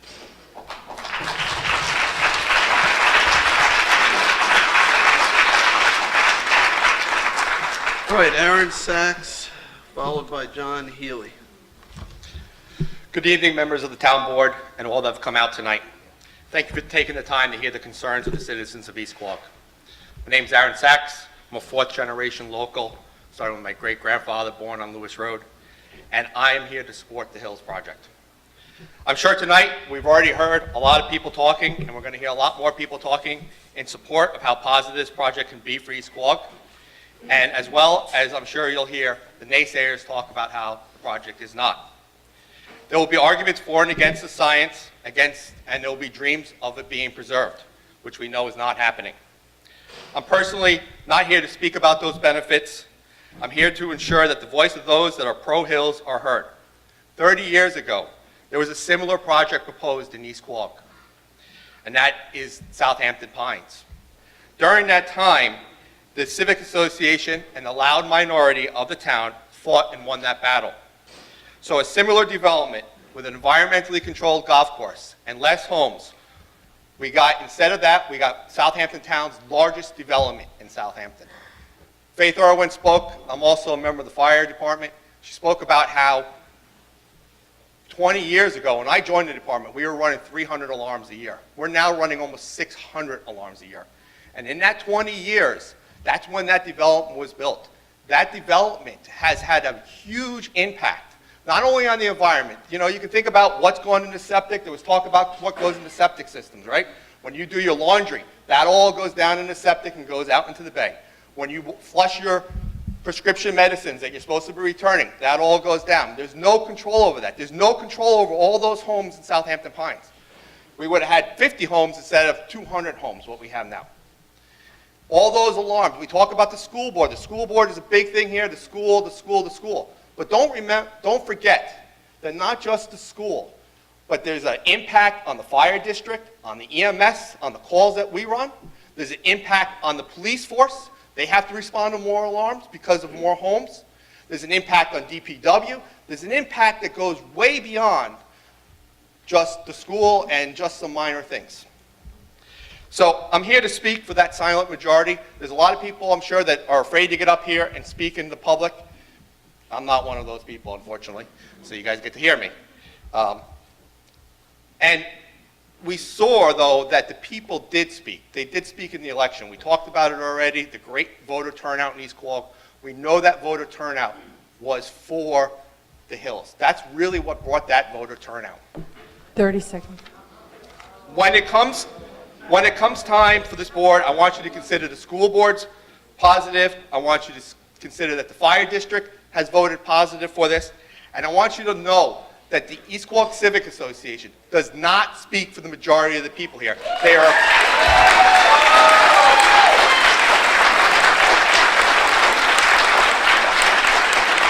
have one annual meeting that allows only members to come and speak. One meeting a year, and it was last November. So Al Algieri does a great job for some of the times in this township for East Quogue. But ultimately, at the end of the day, he's speaking for a small minority of people. He's not speaking for all the people here that just cheered for it. 3 minutes. So, ultimately, my hope is in the end that you, the town board, will have seen that the majority of East Quogue feels positive about this development, and they vote yes for the Hills project when the time comes. Thank you.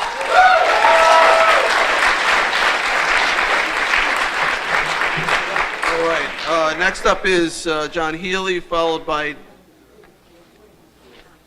Tom Jack. Thank you.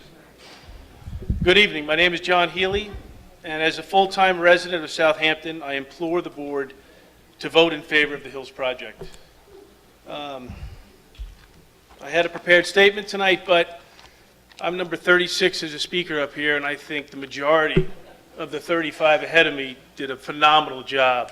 And I don't think I can do a better job than that, but say that I support it, and it really makes the most sense.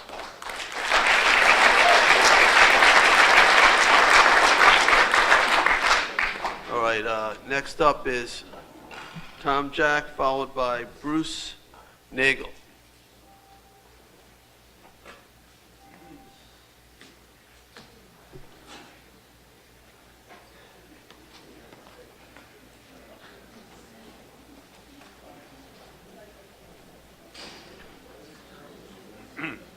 My name is Tom Jack.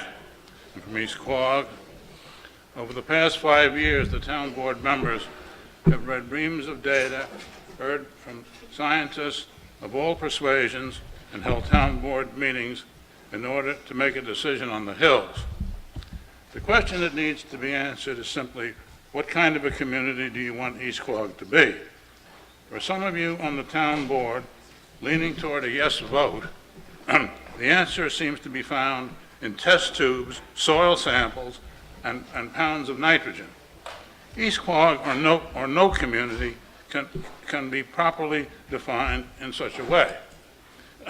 The emerging plan proposed by the developer and supported by scientists would have a dual role for the golf course.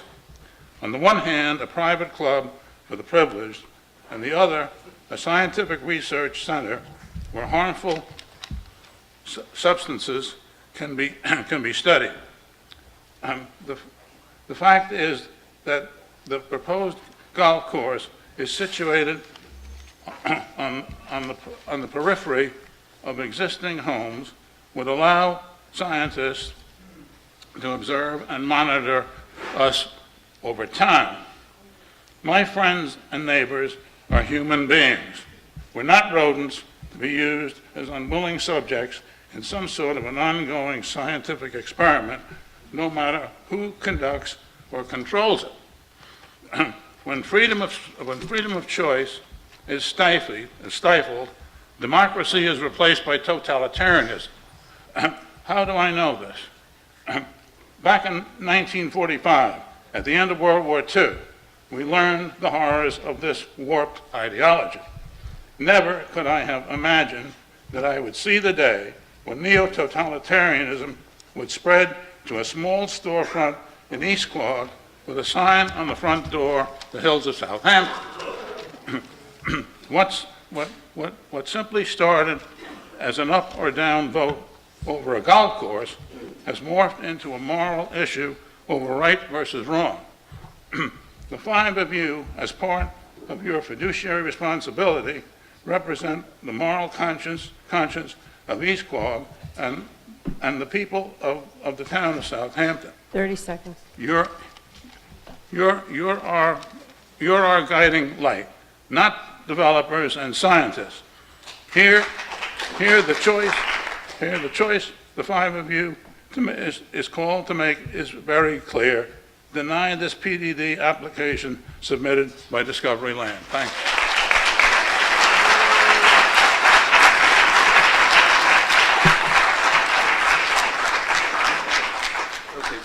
Bruce Nagel is next, followed by Michael Marino. Hi, I'm Bruce Nagel, and I'm a longtime resident of the Hamptons. I've been an architect here for 40 years. I'm not a scientist. I'm not going to attempt to try to talk about all this stuff these guys have been talking about. I have looked at Discovery Land. I can tell you that from an architect's point of view, the facilities and the architectural style that they'll bring to this community will be high, and I'm in favor of that. But what I want to say is that I'm a local resident of East Quogue, and I pay huge property taxes every year, and it's gone up 60% since I first moved into East Quogue. I need, and I'm begging this board to approve this project so that my personal taxes will go down. Thank you.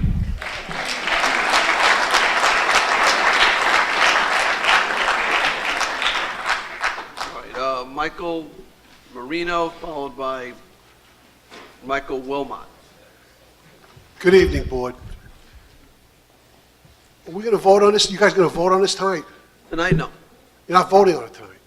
I'm hoping we can close the hearing tonight. Okay. All right? I just want to make sure that you understand one thing. All the comparisons, whether they're about the environment or the school attendance, they all go on the assumption that the as-of-right development is going to work. And it's not going to work because without the centerpiece of the golf course, the catering facility, the parking structures, all those amenities, no one's going to want to buy houses there. So there's going to be a limited market for those houses, especially with 5-acre zoning. People spending that kind of money are going to want to go closer to the water or near a golf course. So without the golf course, that's how you can control all the pollution and all of that. Just do the as-of-right, and there won't be that much pollution because there won't be that many occupied houses. Okay, now I'm going to read my statement. My family and friends and neighbors in Southampton Town are opposed to the hills, mainly due to its threat to Eastern Long Island's drinking water and the quality of life in East Quogue. The current East Quogue real estate market indicates that under current zoning, sales will be sparse.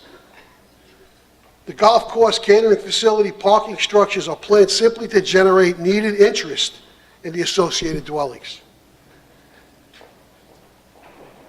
We do not need scientists to tell us that an uncertain number of dwellings, between 0 and 118, will generate less waste than 118 certain dwellings, and a fully staffed and operating 18-hole golf course, catering facility, and parking structures. The private exclusionary nature of the plan, which Discovery Land seems to be marketing as attractive, is anything but attractive. It is divisive.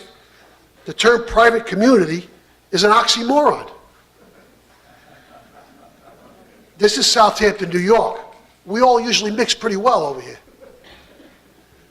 Our social fabric, our environment, and our drinking water are more important than Discovery Land's bottom line.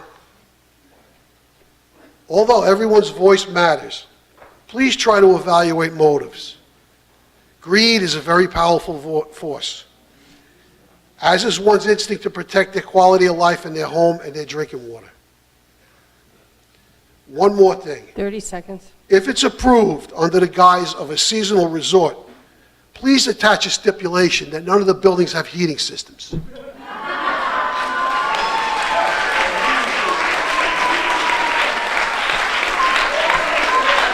Congratulations on the election.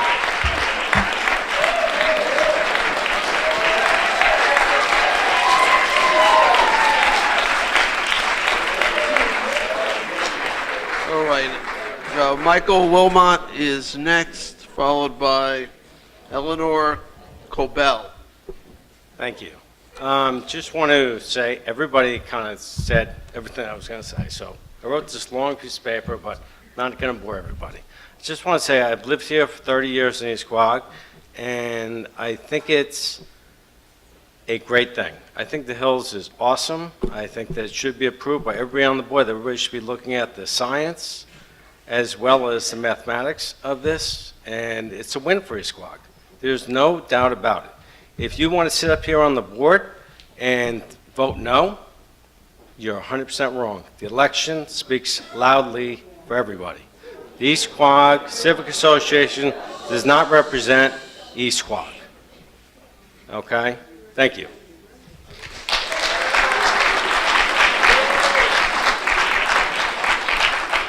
All right, Eleanor Cobell, followed by Rob Rubio. Good evening. Hi. I am a long-term resident. My family's been out here since 1961 in West Hampton. I've worked everywhere in Southampton Town that you could imagine.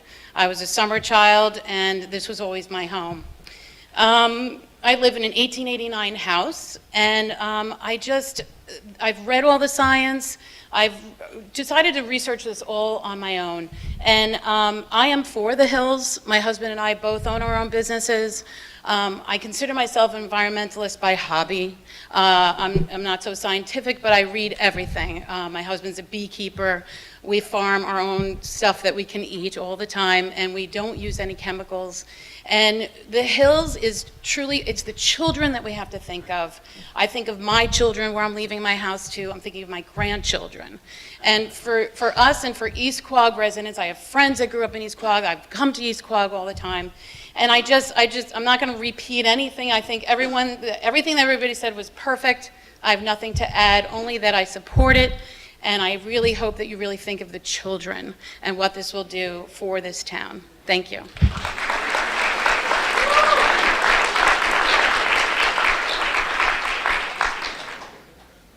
Okay, next up is Rob Rubio, followed by William Kearns.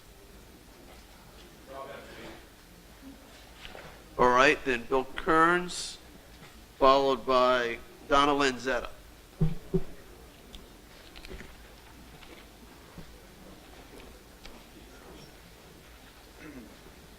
Good evening, Town Board members. William Kearns, East Quogue. Full disclosure, I live on Spinney Road, and I've lived there for about 27 years. And my most pressing reservation about this project is the fact that it's going to destroy the Pine Barrens. The Pine Barrens is a forest that exists in 3 places in the United States. So, and it's rare, it's magnificent, and I'm not really even an environmentalist, I just observe what I see there. So why would we destroy it? Now, they're going to say that we're not destroying it, we're leaving it X number of acres there. But in essence, they are disturbing it, and I believe destroying it. That being said, Mrs. Lofstead, you're to be congratulated on your victory.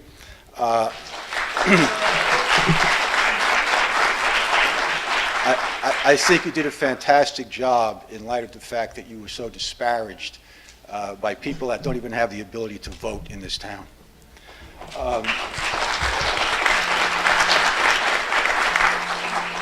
And another thing in terms of the people say that East Quogue was in favor of this in the election.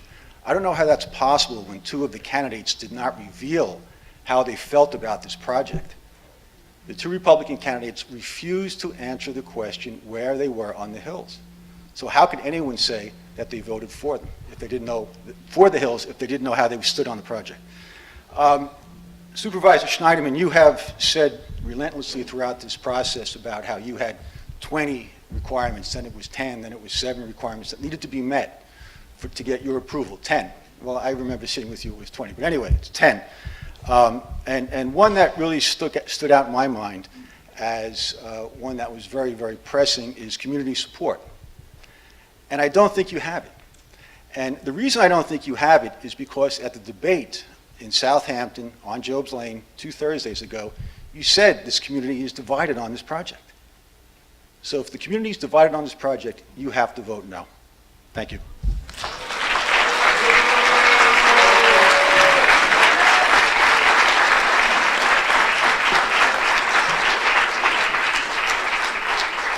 All right, Donna Lanzetta, followed by Ari Goodman.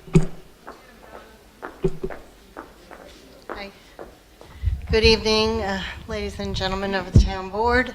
My name is Donna Lanzetta. I'm here tonight to urge you to approve the Hills PDD. I speak personally as a lifelong resident of East Quogue. I'm here 3rd generation with my mother and my son, all of whom are in favor of this development. I also speak as president of the East Quogue Chamber of Commerce.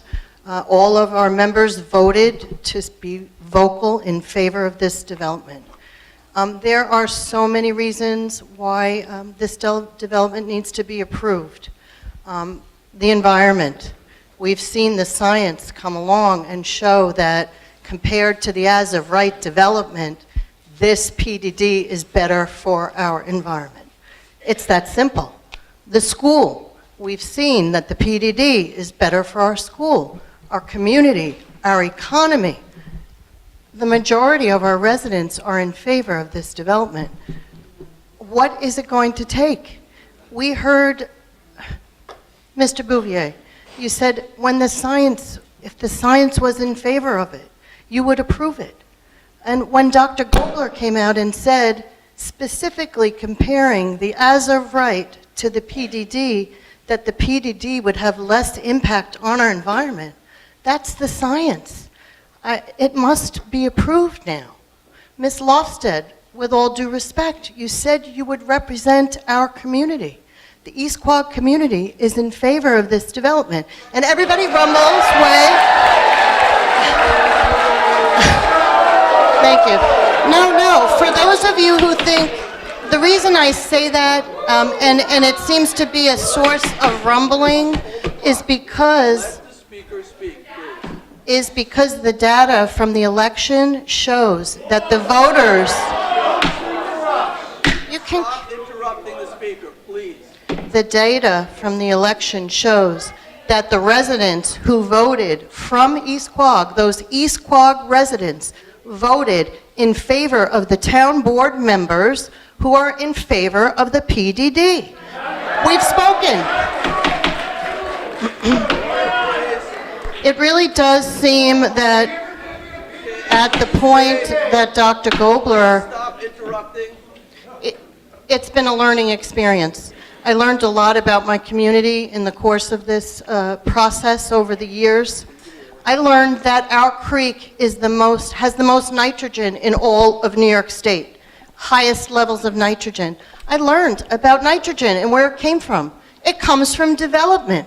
So are we going to have all of these subdivisions and all of these homes, or are we going to have a planned development with the latest septic system plans and treatment programs with a subsidy of $1 million to allow us to upgrade waterfront community cesspools? It's the best for the town and the best for East Quogue. Please approve the PDD.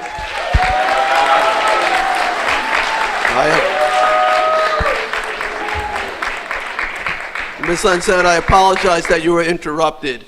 This is not going to be a shouting match. You do your cause no benefit by interrupting people. It shows no respect. Please allow the speaker to be heard. All right, Ari Goodman is next, followed by P.J. Mitchell.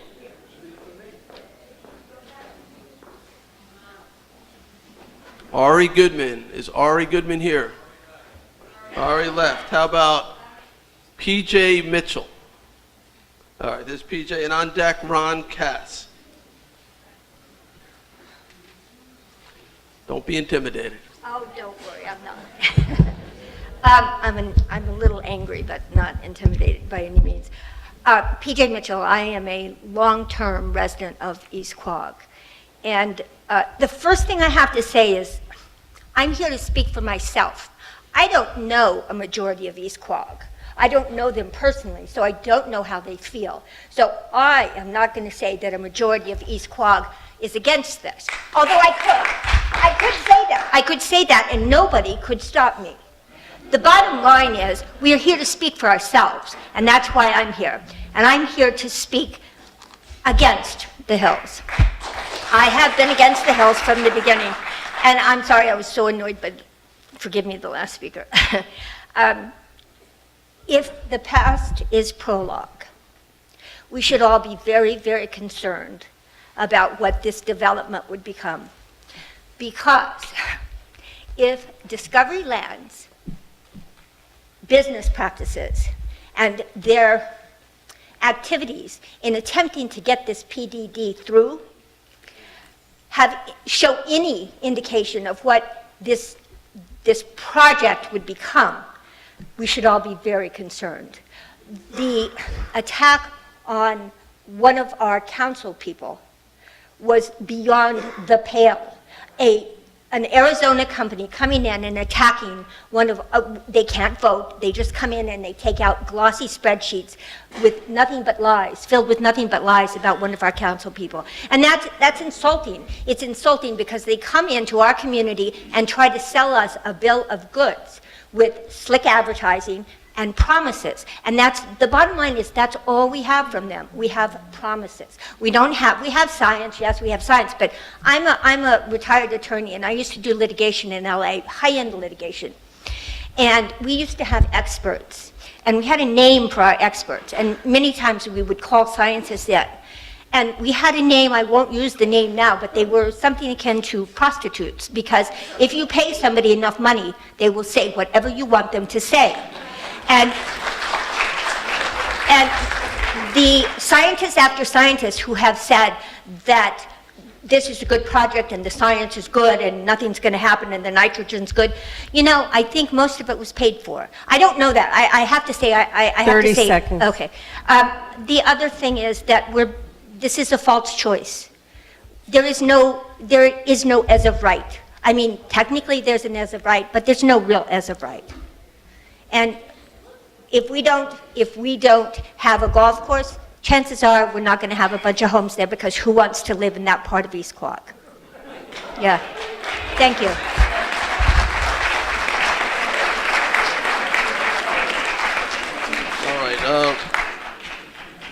All right, Ron Cass will be followed by Kathleen, I think it's Johnson. Good evening. My name is Ron Cass. I have lived in East Quogue for 20 years. I started the Clean Organization in opposition to the Hills Project, and our attorney is Carolyn Sank. I stand against the Hills Project. June 7th, 2013, a day that should live in the town's infamy.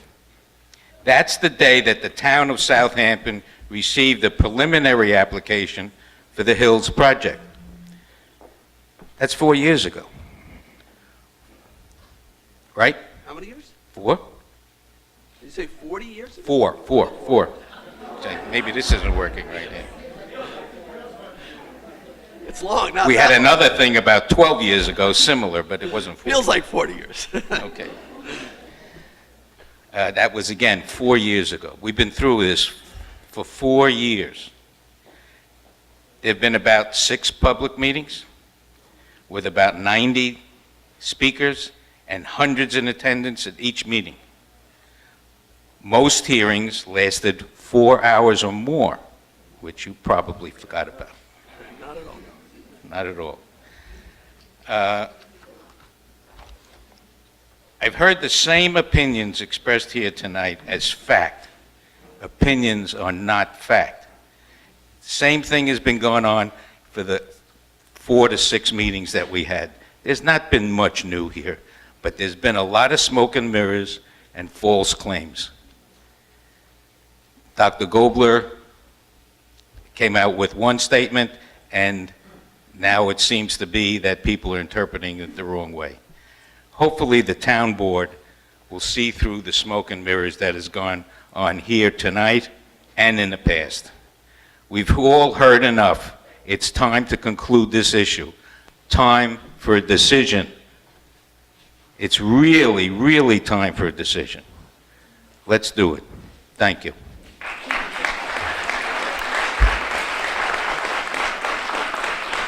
All right. Kathleen Johnson is next, followed by Carol Olson. Hi, my name is Kathleen Johnson. I have been a resident of East Quogue for 40 years and a very involved resident. Everything I've been able to read on this project, I'm sorry, I've taken it, okay, continue. I've really taken this seriously because I do feel, you know, my children have grown up here and I am very concerned about the environment. I'm a member of many of the preservation groups on the waterways, and I've learned so much about the nitrates. I truly respect Dr. Chris Gobler and Kevin McAllister. They are truly pioneers and tremendous resources of knowledge. The only thing I can say is that I am truly, you know, for this project. It is for the best interest of not only the town of East Quogue, but the surrounding area. The effects to the negative, you know, let's face it, is going to be built. My deepest regret is that it wasn't looked into in the very beginning, that we didn't have more resources, but everyone in the town of East Quogue that I've spoken to is for this project.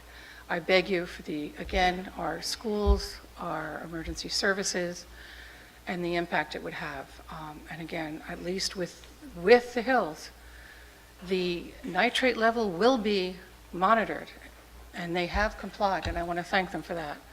And I think that's something to be said. You put in homes, and let's face it, everybody wants the fabulous lawns, and this is what's killing our environment. I also know for a fact, again, thanks to Donna, I've done some research for her also, the nitrate level in Shinnecock Shores and this surrounding area is the worst. And it's time now, please, I beg the board, claim to be environmentalists, I know you are, I know your hearts are in the right spot. Do what's best for East Quogue, the community, and our future. And please vote for the hills. Thank you.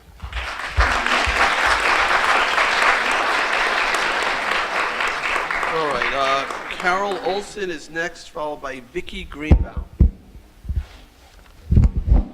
Good evening, Town Board members. Thank you for having this hearing and including us. To say truly that all the people in East Quogue support this project is absolutely false. I absolutely oppose it. Common sense tells me that the invested interests in the Hills project will do anything to make this project work and to make money. To think that our choice is 118 houses and a golf course on an aquifer is just awful. And frankly, if the residents of East Quogue had not stood up before you on all of these meetings and listened all along to what Discovery Land is proposing, their plans would have been much worse, because it was only because of the things that the people were saying that alerted everybody to say, hey, is this really real? The glitter, the glossy papers that have come out telling us how wonderful this project is in a community like this, to believe it is ridiculous. The fact that the school would suffer so, again, is ridiculous. Other things can work much better. Who would police this golf course and the septic systems as 10, 20, 30, and 50 years go by? Our problem here is the same as it was before: water quality and the conditions of the bay. If you care about the environment and the bays, the answer is not to allow the Hills project.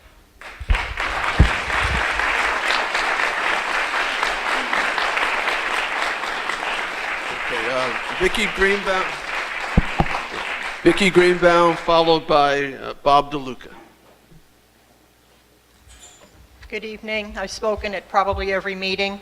I'm owned property in East Quogue since 1986, and I want to just go over a few things from the speakers earlier tonight. I don't have really a prepared text. The thing is that this PDD is not a binary choice between that and an as-of right, because the as-of right is not a sure thing. We don't know for sure. You're making an assumption that the as-of right would be built out. And as you've heard from other speakers this evening, it's not a sure thing. Also, the as-of right will also, this is a summer community to a lot of people, and the kind of people that would buy houses on 5-acre lots, other types would also be second and third homeowners and not be here during the winter. So you can't assume that every as-of right home that's built will be full-time. The covenants that are supposed to be enforced are reversible.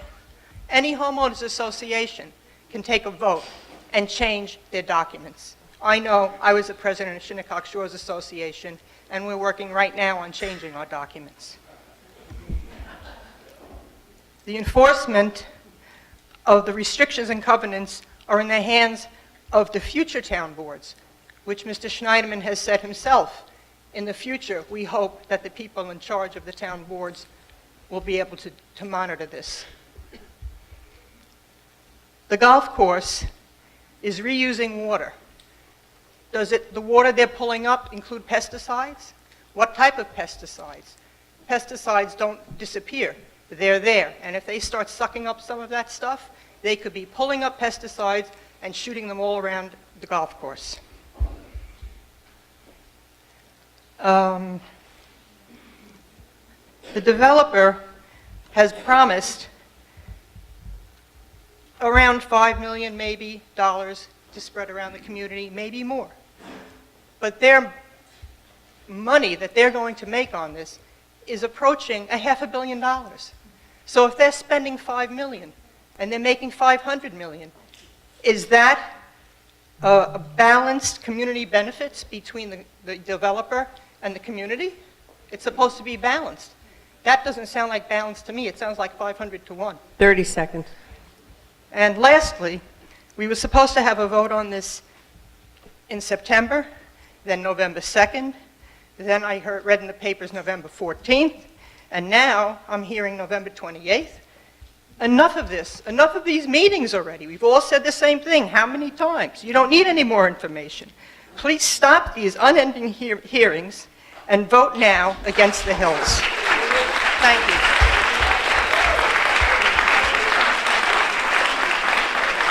Okay. Bob DeLuca. Bob DeLuca will be followed by Rosemarie Stabile. Good evening, Supervisor Schneiderman, members of the board. My name is Bob DeLuca, and I serve as president of the Group of the East End.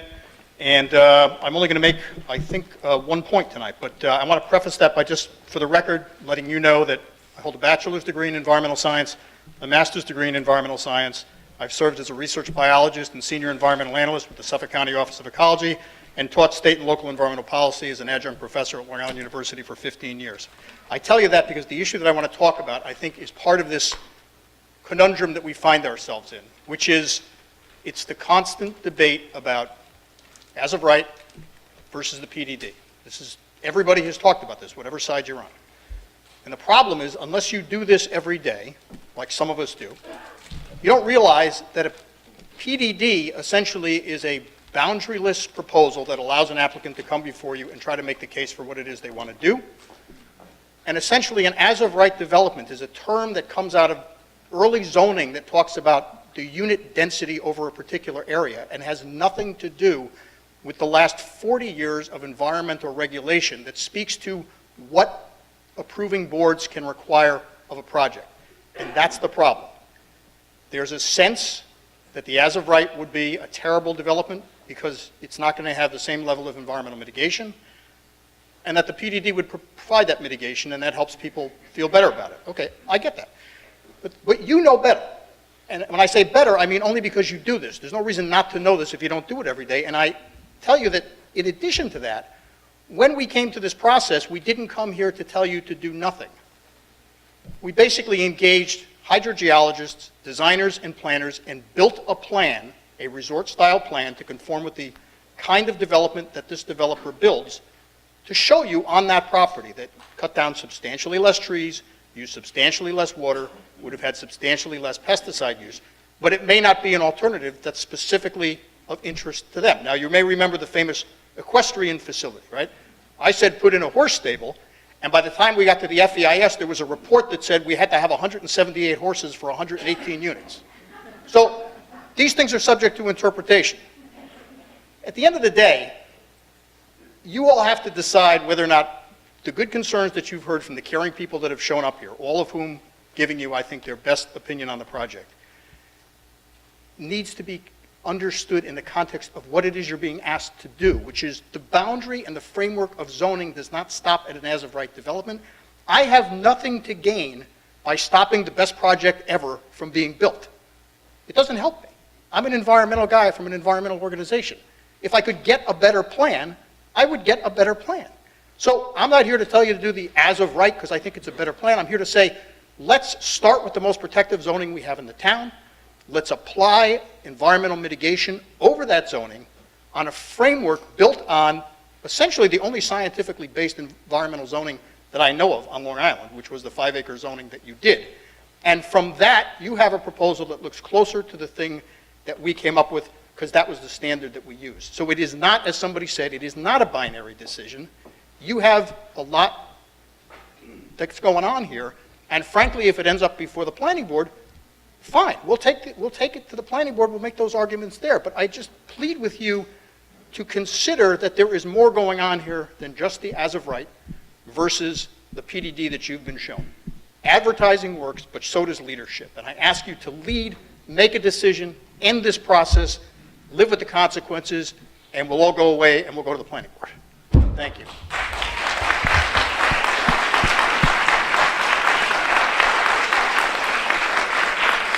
right, there's Rosemary Stabile here. Rosemary, Stabile. No? All right. How about Susan Matazewski?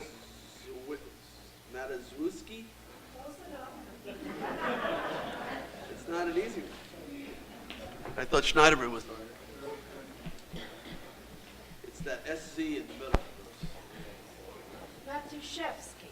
It's a good Scrabble word. Matazewski. Hi, I'm Susan Matazewski, and my family has been in East Quogue since 1958, and I am a permanent resident.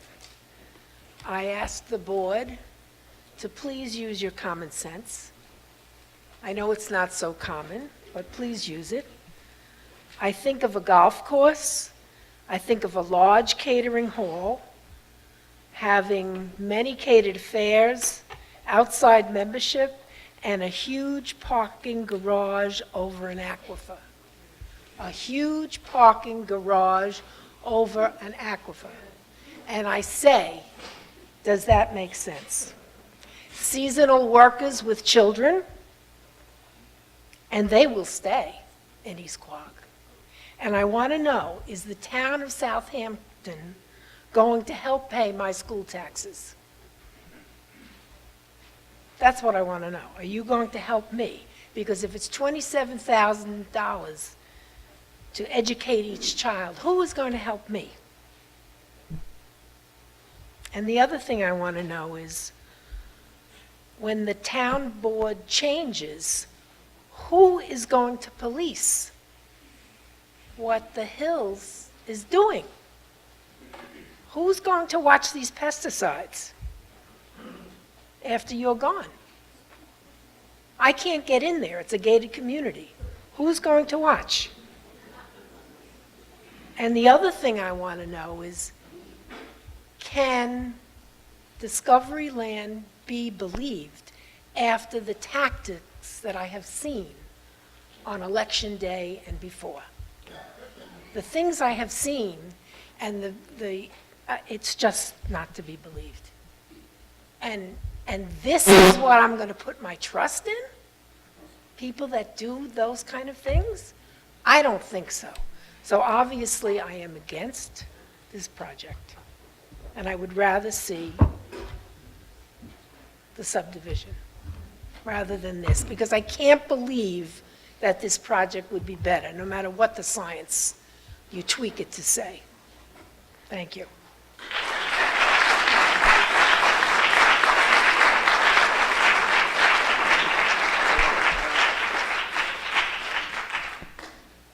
Mark Gregory. All right, you can hear me here? All right, so Mark Gregory, and Mark will be followed by Anna Klebnikov,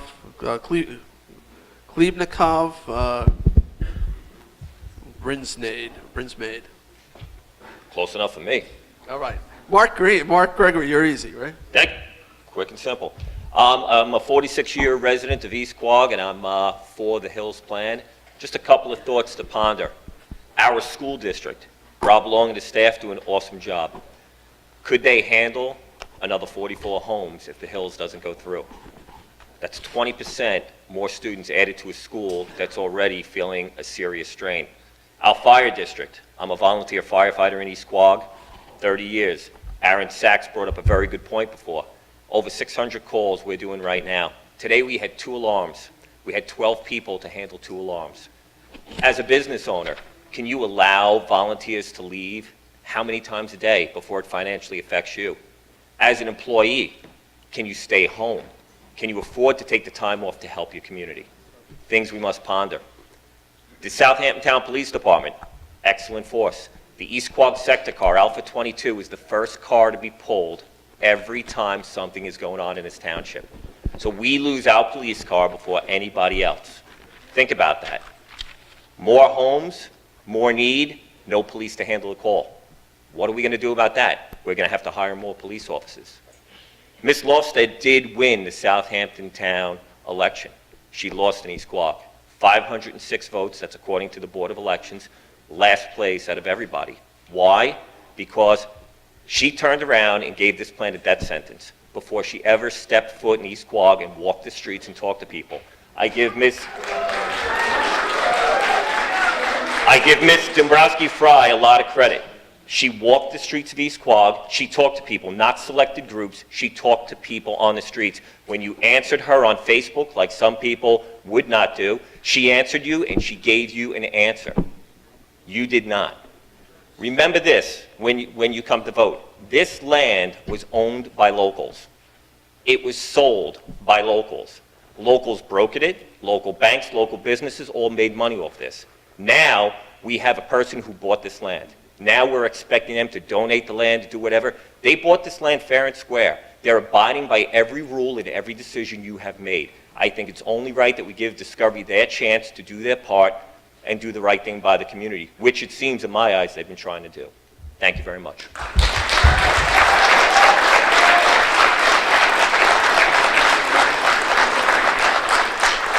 All right, so next up is Anna Klebnikop-Brinsmaid, followed by Catherine, thank you, Turetsky? Was that it?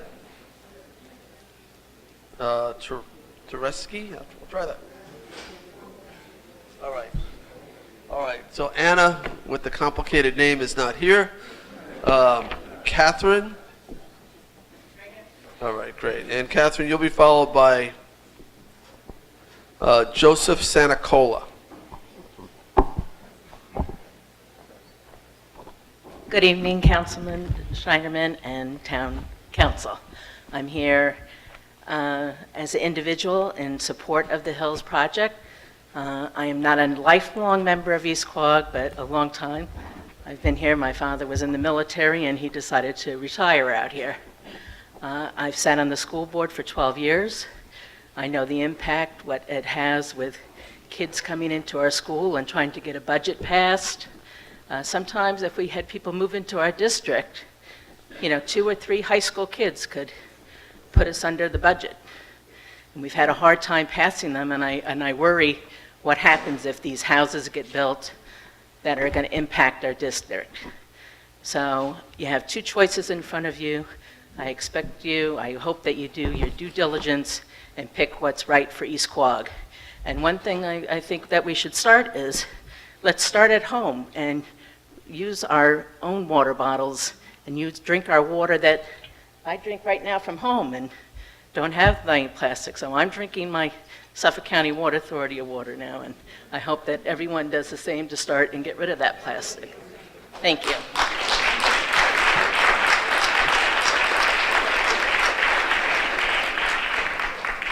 Okay, next up is Joseph Sanacola, followed by Randall Whitebrod. Thank you for having me. I'd just like to start by congratulating the board on the election victory. That being said, I just want to point out we are a representative democracy in which the elected board members represent all of the constituents. As a new resident to East Quogue within 4 years, and I will, I guess, not be called local for another 75, but I am a teacher in East Hampton, and I had grown up out east, moved to the area. I lived in a part of East Hampton called the Springs, and am fully aware of the burden that is put on the taxpayer when there is not a strong business district. And I just want to point that out, and I'm fully in favor of the Hills. I also would like to, as a member of East Quogue, apologize to Discovery Land. I'm sitting in this meeting and people are going back and forth on the slander of this, that, going on the election. But let's be honest, tonight there were two comparisons to Nazi Germany and to totalitarianism against an organization that is just, it baffles my mind if you want to talk about that. In addition to saying that we have proselytized our science in an area where we are probably one of the leading scientific research in water quality. The term of proselytizing science gets thrown out. So I do apologize as an East Quogue resident to both the scientists in the building as well as to the members of Discover. That being said, in addition to the fact I am a teacher, I teach elementary school, not here in East Quogue, but in East Hampton.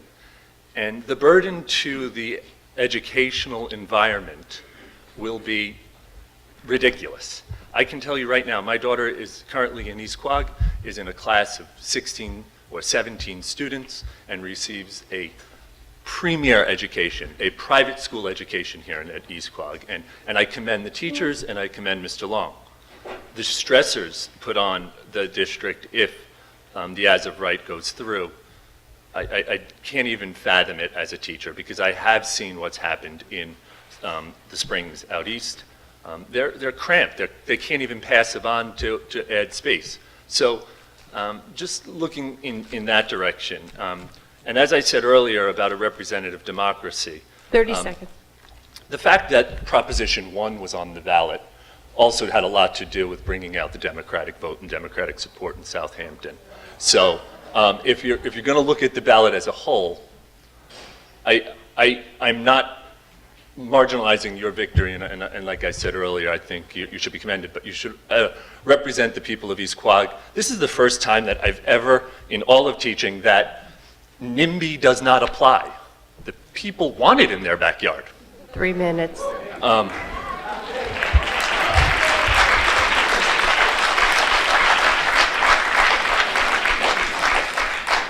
right. Randy Whitebrook, followed by Suzanne Collins. Randall Whitebrook, 436A Montauk Highway. I'm a land use attorney. My office is right across from 7-Eleven. I am here on behalf of the estate of William Swan, specifically Carolyn Parlato. I was asked to come here from both sides just to provide some clarity to the subdivision application we filed earlier this year. I think we're all familiar where that property is, a small salt box building, the farm stand, it goes all the way to Old Country Road. That is 33 acres. The subdivision application involved that and an additional 10 acres, which is north of that, between the railroad and Old Country Road. The total yield of those two properties, as of right, Bob, and I hate to throw that word out, I know you don't like as of right, is a 44-lot subdivision, where the development yield from those 10 acres north of Old Country Road will be coming down to the 33 acres. So that is a potential 44-lot subdivision right there, which unfortunately will eliminate my office and the coveted farm stand. We've also filed, pursuant to the town code, which we're permitted to, a 49-lot workforce housing subdivision map and a 66-lot subdivision map called a community benefits map.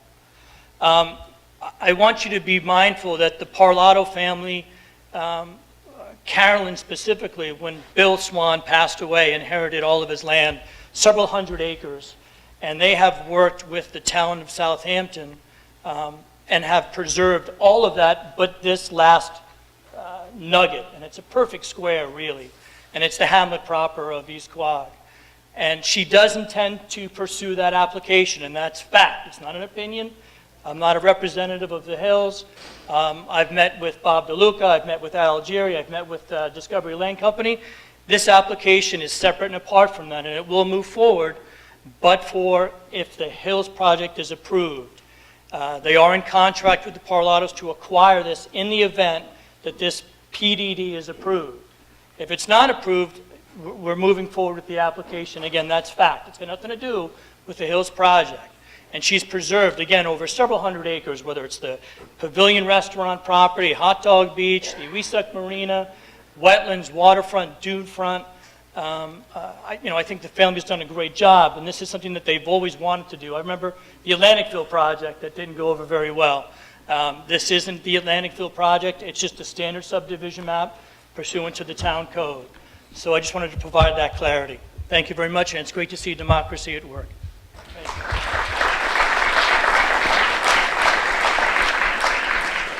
All right, is Suzanne Collins here? No? All right, how about Leanne Plum? Leanne? Leanne is here, all right.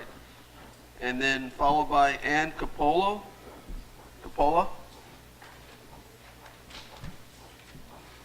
Is Ann Capola here? Okay. Oh, that's Leanne Plum. No. Oh, and Ann Capola. Okay, perfect. Great. Hi, my name is Leanne Plum. I've been here for 24 years in East Quogue. Before East Quogue, I came from the town of Eastport, who experienced exactly what could happen here. They had development in their town many years ago, and the school exploded. And they had to put portable buildings on, and the children in the kindergarten classes had to go 2 lots over to the local community church for classes because there wasn't enough room. They had to put the portables on, and there were older portables on there that contained mold that the children had to deal with. Then they were able to get a high school, which I do have to say the state did pay for a lot, but my mother and father's taxes went up by quite a bit. And then after that, I went K through 12 through one school, and I graduated with 40 kids in my class. That building now only houses 4 through 6. K through 3 is now in a brand new building that is directly behind my mother and father's house. Used to be all soccer fields and all that. So I'm telling you people, if you don't do the PDD, they're going to build, we're going to need to build a new school, and your taxes are going to go up because I lived through that already. And then on another front, as Mark Gregory had said about the Alpha 22 car, my husband is the Alpha 22 car. And I can absolutely tell you without a doubt, there are many times that he is not in this sector because there's not enough men on the road to handle the call volume that is out there.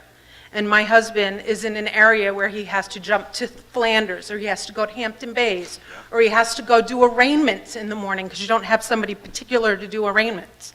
So I can absolutely, without a doubt, tell you, you do not have an officer very nearby a lot. Thank you.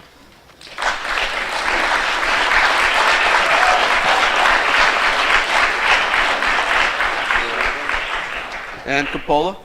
Ann will be followed by Kevin McCrary. I'm from Hampton Bays. I ask you to vote no in order to protect our shared aquifer and bay. Thank you very much.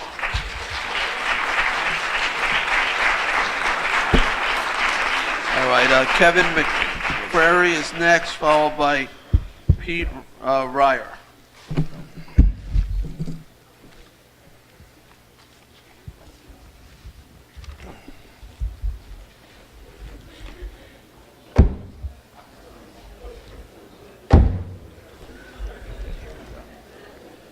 Show and tell. Okay, since we're at a school, I figured I might as well do a quick little lecture here. This is a sample of Weesock Creek water and slime and whatever other chemicals have washed down into the Shinnecock Bay. This is a sample of the beautiful toasted pine and other wood chips which are distributed all throughout this whole end of this island and probably the rest of the world. I'll bet you nobody knows what it takes to make this. These wood chips are toasted along with oil. That oil stays in there except for the fact with agitation and rainwater. It dissolves into the ground and into aquifers and into the Shinnecock Bay. Now, I live in another development which had a grand scheme years ago, turn of the century, Southampton Pines. They have a beautiful development. Lots of these coverings here with these ships all over the entire properties. And they have just cleared whatever they want to on their properties and put in beautiful landscaping, beautiful, pristine landscaping, which needs plenty of fertilizers, plenty of pesticides, herbicides, and water. Where does all that water go with all those pesticides? It goes down through into the aquifer and into the Southampton Bay. Now, this is a bottle of clear water. Now, I don't go to a water fountain.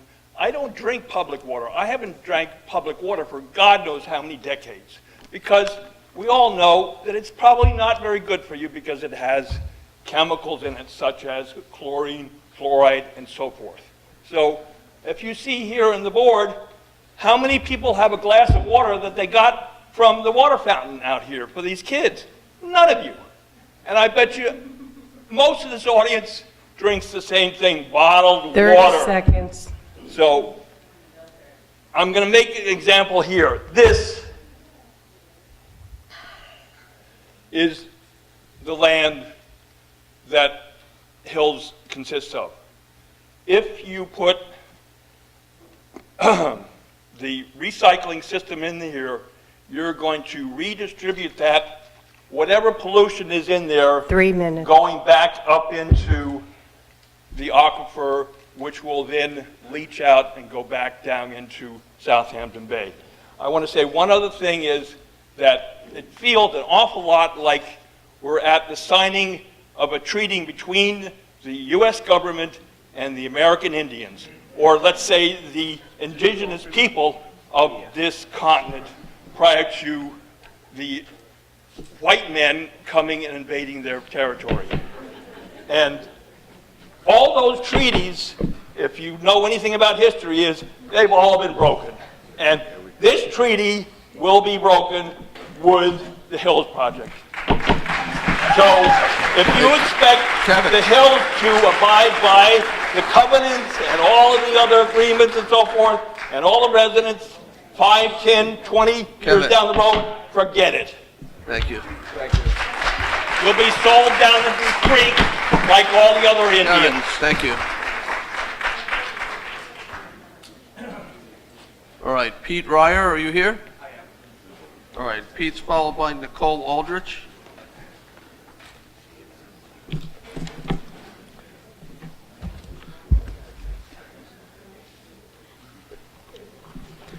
Good evening, Town Board.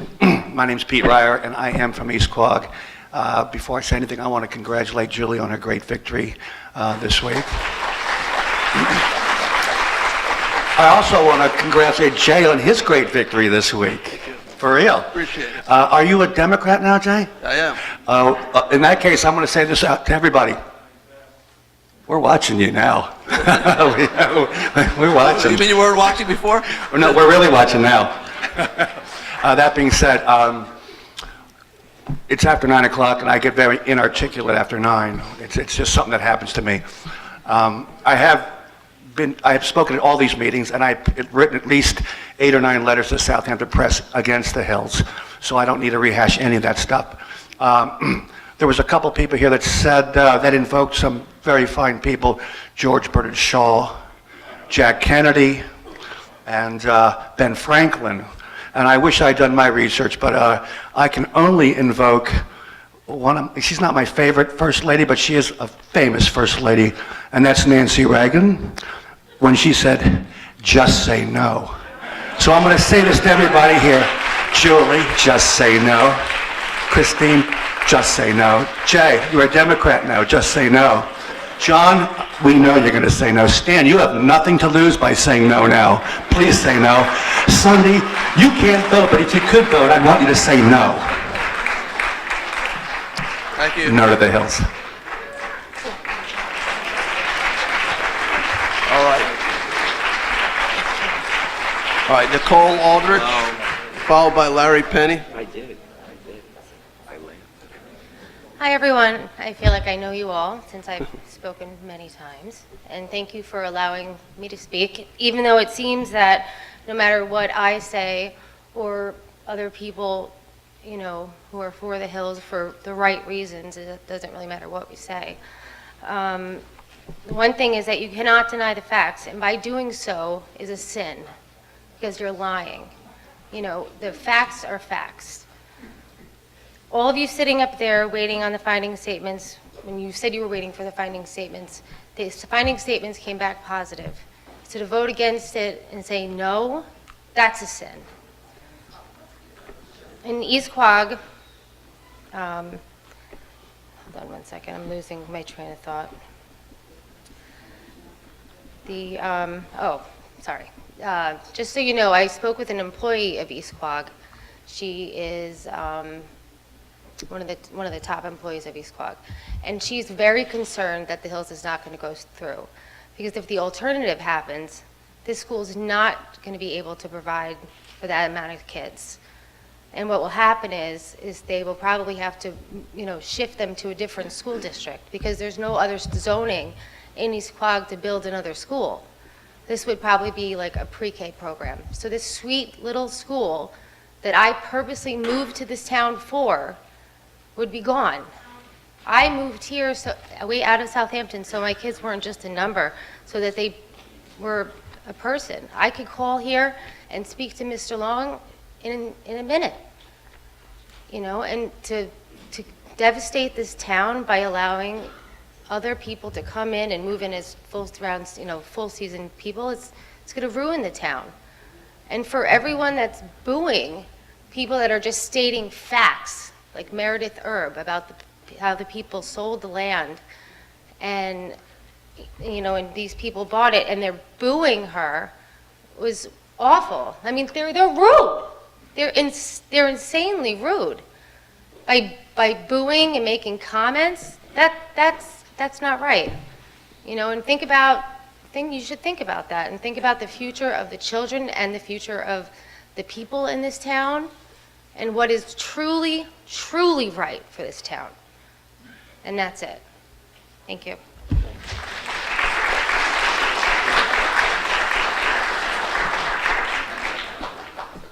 All right, Larry Penny is next, followed by Larry Oxman.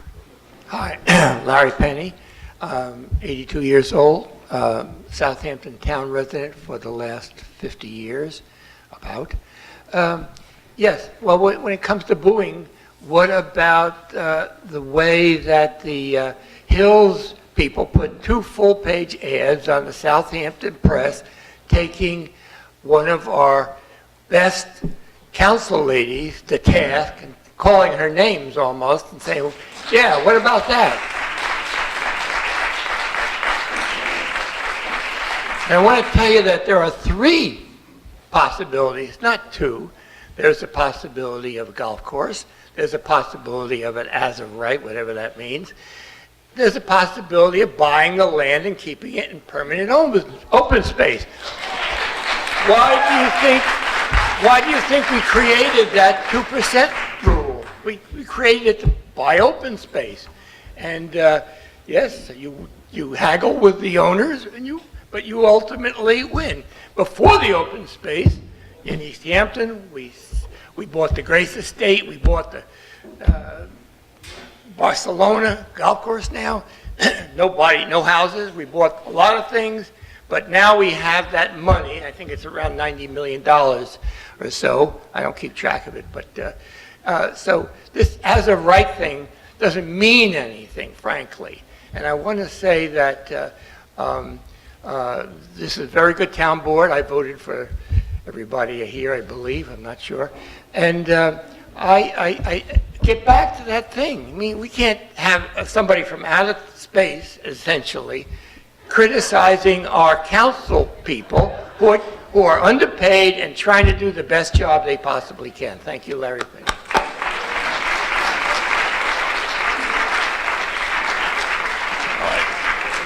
All right, Larry Oxman, followed by Christopher Worth. Good evening, Larry Oxman. I'm 60. So Young man. I was going to come up here and talk about some of the benefits. I was going to use some visual aids. It's a long night. I'm really trying to think what I personally can add to this conversation. I've been in real estate since 1979 out here. I've been a year-round resident since 1979. When I started back then, the whole idea of being north of Montauk Highway never happened. Okay, subdivisions were built, it was filled up. Then no one would go north of the railroad tracks. Never happened. Although subdivisions were built. Wouldn't go north of Old Country Road. It's happened. I can name the subdivisions. When the Pines came in, really big subdivision. Took a while, but it's mostly sold out. It's had its ups and downs. The other subdivisions in the area, Wildlife 1, Wildlife 2, then there was Wildlife Associates. There's Wildlife Associates 2. Happens to be where I believe Mr. Cass lives. That was a subdivision built in the middle of the woods, woodland, 2-acre lots. He's a proud owner there, and rightfully so. Point is that that anyone that really thinks that development is not going to happen is incredibly naive. It may not happen tomorrow, it may not happen the next day, but it's going to happen. Absolutely. So I'm in full support of the Hills proposal. I think it's the better proposal of what's on the table. Many of the speakers that have come up here have said, I'm opposed to building on the aquifer. Well, they're really not saying what's the alternative. They're not saying that they don't like the hills, but they're not saying what the alternative is. And the alternative is much worse. The woman that just came up here a little while ago from Eastport, I believe she's probably referring to Longtree Pond, which was a huge subdivision that put a tremendous amount of kids in that school district. I live in Remsenburg. We're very concerned about Woodfield Gables. What's that going to do to our school system? We have 30 seconds. So, anyhow, the point is that the area has absolutely filled up, and to believe that it won't is naive and really a false foundation. So, thank you.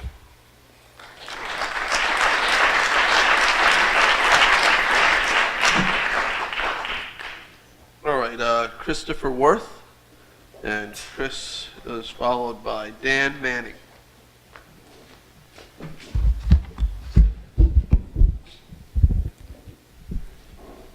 Good evening. Sorry.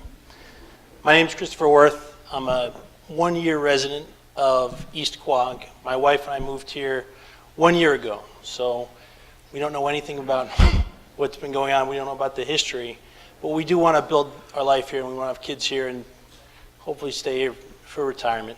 I'm also a business owner in East Quogue. I'm an attorney, and I have my office on Montauk Highway. I walked from my office past my house on this street to right here. So even though we've only been here for a year, I do believe that we do have roots. The last speaker was an attorney, and he echoed something that we've heard over and over again. Anyone who thinks that development is not going to happen is incredibly naive. Now, that's a little bit naive for an attorney to say, because development doesn't need to happen. There are plenty of places in this country where development hasn't happened, and it's been for the better of all of us. Rock Creek Park in Washington, D.C.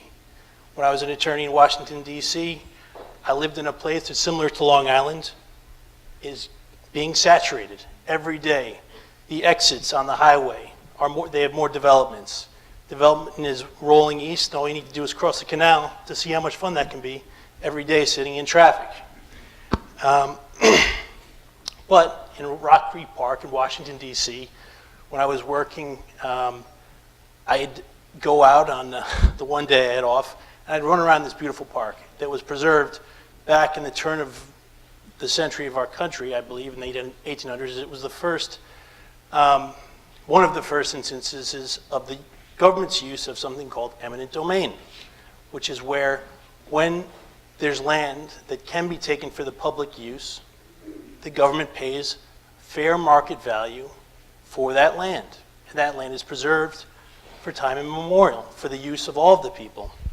Now, in 2016, the board tried to do just that. They tried to purchase the land. They offered what they thought was fair market value. And that offer was declined, even though that offer, according to Mr. Schneiderman, as I read it in the paper today, 30 seconds. was well above what the company paid for it. Now, someone said that they apologized to Discovery Land Trust. I don't apologize. And the reason why I don't apologize is because we just got here, but they've divided this community, and they've divided it on a false choice.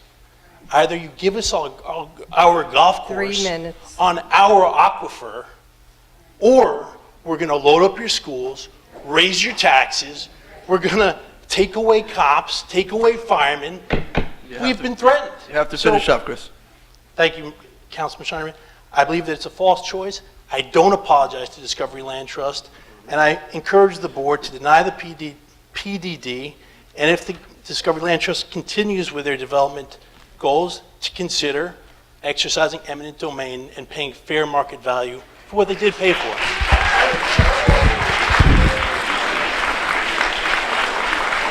Okay. All right, so Dan Manning, you're up next, followed by Kendra Worth. Good evening. My name is Dan Manning. I'm a 30-plus year homeowner here in E Quogue. I'd like to off script just for a brief second, if I may.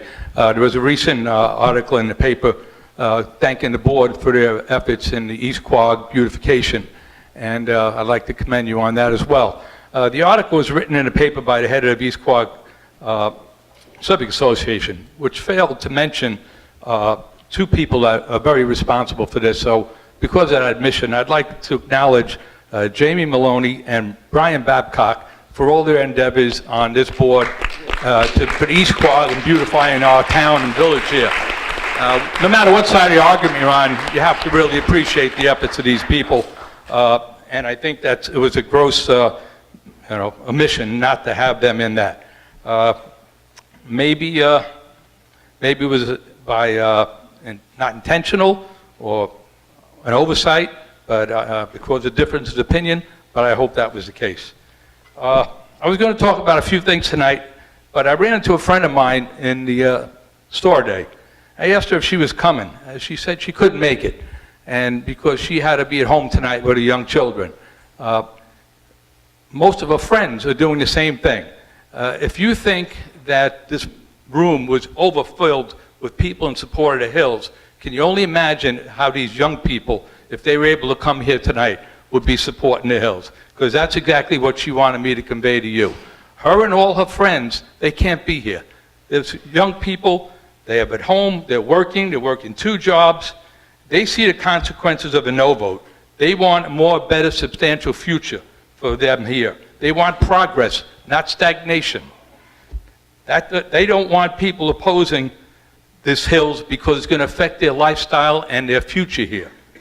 Now, if you also look around, most of the people here are elderly like me. The young people aren't able to come out and voice their opinion as much as they are. These people who don't want change here, it's the young families of this community who will be driven out of here in the future with the no vote by this board. They're the ones that are the future here, the young people and the young families. Well, now that the Hills is the better alternative in comparison to the subdivision, the water quality issue is over. And now this becomes an East Quogue issue. Now that scientists, town, and county agencies support the Hills, how can this board not? I now notice that the same few people who write in the paper against the Hills are putting a new spin on these findings choosing to dismiss the reports of credible experts who were they once supported. Another tactic, the group for the East End put forth a proposal that involved a horse farm across the road. Well, there is already a horse farm there. They're going to be taking a livelihood away from these people. What's next? They're going to be telling you and me how to paint the color of our house? Or they don't like the butcher shop in town and they want him now to be a pet store? I don't understand how this could happen. When does this tactic end?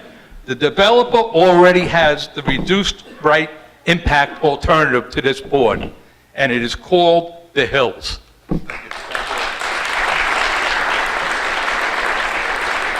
In closing, I ask this board, You're closer. no party, well, I'm cutting it short, because I wish I had more. Last sentence. Okay, I asked of this board, no party agenda, just East Quogue agenda, no special interest groups, just East Quogue interest. The future of our young families, our community, and our environment are in your hands. Please vote yes. The dream of preservation is over. The dream of preservation will become East Quogue's nightmare. Thank you. Thank you.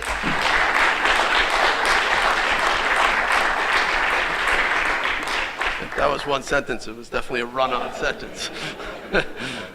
All right, Kendra Worth, and Kendra is followed by, Chick Voorhees spoke already, right? Yes. You spoke already, right? Yes. All right, so Kendra is followed, you get what, you fill out 2 cards? Just in case we missed you the first time? Robert J. will follow Kendra Worth. All right, sorry, Kendra, go ahead. So the debate over the Hills has stirred up a lot of controversy. As everyone's seen tonight, there's been a lot of booing and cheering. But for what, really? At the end of the day, we're being asked to choose between 2 bad options, which I had to do about a year ago here. Probably all of you did too. And I'm tired of choosing the lesser of 2 evils. In order to have any kind of debate, we have to start with the facts, and I feel like a lot of people can't even agree on that. Long Island suffers from unusually high rates of cancer, especially breast cancer, which is between 13 and 18% higher than the state average, and in East Quogue specifically, the incidence of breast cancer is between 15 to 49% higher than should be expected. Over the past year, more than 21 Long Island schools tested positive for high levels of lead, among other contaminants, which means unknown numbers of homes also have contaminated water. And trace amounts of lead and other contaminants are dangerous for young children. Another fact is that golf courses and the chemicals necessary to maintain them are proven to contaminate groundwater and nearby bodies of water, which East Quogue has a lot of. Discovery Land has claimed they will use eco-friendly methods for their golf course, but it just means less dirty systems than those used in the past. And their scientists say they'll somehow make the water better through cleaning projects, but Dr. Chris Gobler has been mentioned a lot, says that the impact of any development, including this PDD, would be a net negative. And I'd like to trust a salaried scientist who has nothing to gain or lose from a project like this. And some people believe the economic benefits of this project would outweigh the costs, but Long Island is completely dependent on the health of our water. So if we don't have that, we have nothing. Discovery Land Company says they just want to give us tons of money to clean up water and bays and help our children. But all those promises are accompanied by a little asterisk because it says if you don't give us our golf resort, we're actually going to install dirty septic systems, won't invest anything in cleaning up town water, and won't give any money to the school. Development may be profitable in the short term, but in the long term, conservation is more profitable, and lots of economic studies have shown this. Rather than dividing us over 2 equally terrible options, the debate should have united us in the goal of conservation, because it can still happen. We are the taxpayers of this town, and as such, we have a right and a responsibility to put pressure on elected officials to do their jobs, which is to preserve the health and future of East Quogue. In a time where it feels like we can't make any change in our American political system, we have the power to change what happens here. And in light of the facts, we should be working to protect every untouched parcel of land sitting on our aquifer. 30 seconds. And subsequently investing in cleaning up the waterways and drinking water to protect our children and ourselves. And the U.S. government has used eminent domain in the past to hurt Americans, to take away their homes, to hurt vulnerable people in low-income areas, to build highways and do all sorts of projects that aren't for the public good at all. And we have an opportunity to use that law to actually provide for the public good. 3 minutes. And provide open space for generations to come.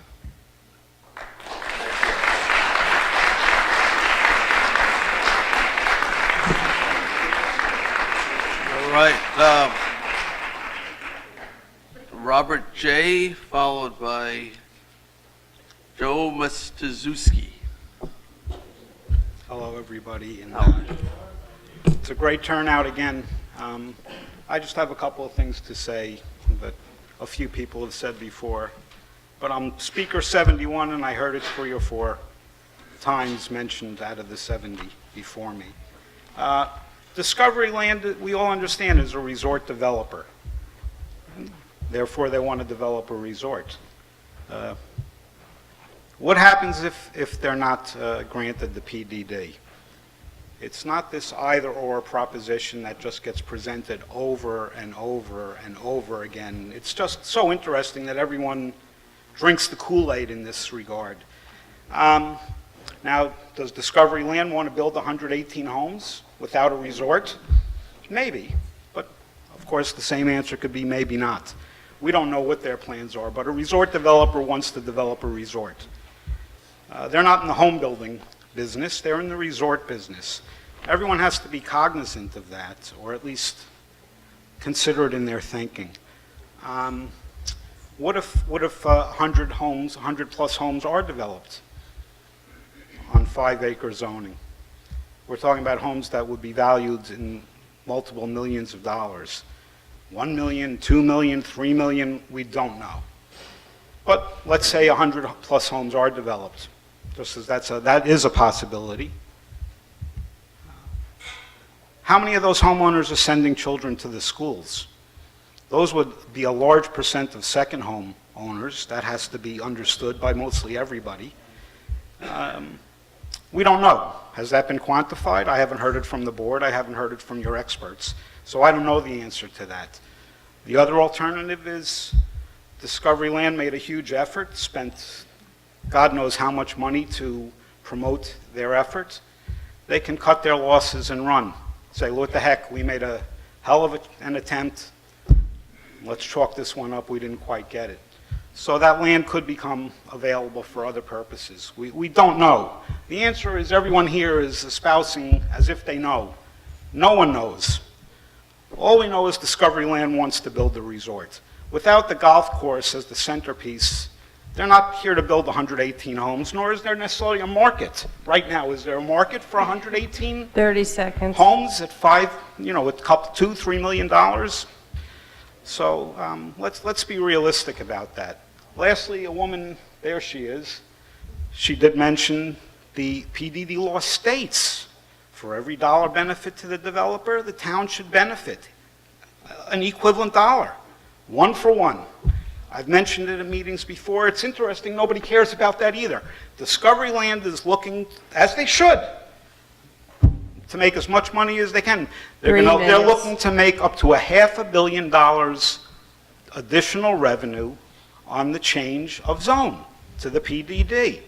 It's great, they'll give $1 million to the school, or $500,000 to this, or a few $100,000 to that. Let's not lose sight of the dollar for dollar as well. Thank you. Thanks.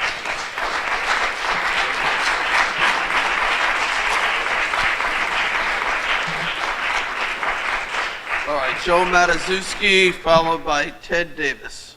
Oh, good, you got my name right. All I right, was surprised. got one right. You got it right.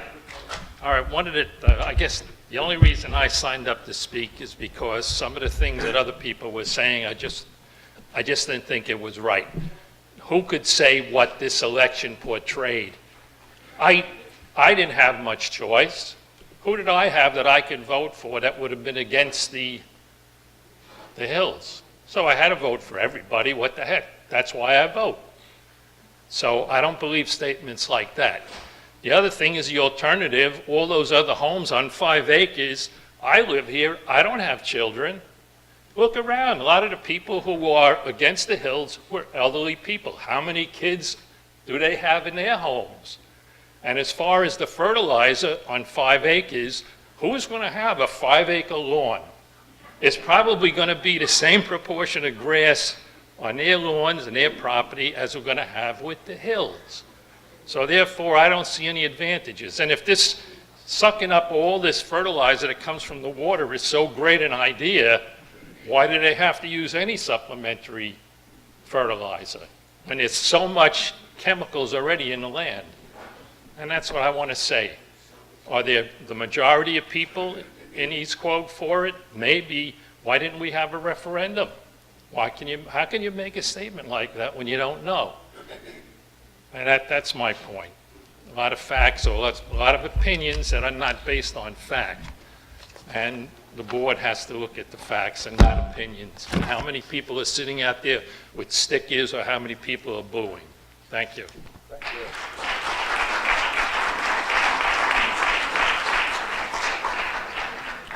All right, Ted Davis, followed by Roberta Schoten. Hi, how are you? I'm not a good public speaker, but I did want to come out again. I've spoken before, and I just wanted to share a couple of things that I observed this summer. And one being the fact that they bought Dune Deck. And I was a big fan of Dune Deck and going to Saltwater Grill. But it's turned out to be a great project, and it's beautiful on Dune Road, and a lot of my friends' kids all got jobs. So I think one of the most important things we can think about this whole project is the economy and what it's going to do for the local kids. And getting a summer job is very, very important to them. So that's one point. And living in Quogue my whole life, a lot of people were like, how could you be for the Hills Project? They're going to come through, and they're going to be all this disturbance and everything. I said, you know what? You look around now in East Quogue, Hampton Bays. I don't know if any of you live in East Quogue, Hampton Bays, or West Hampton, but it needs an influx of economic push.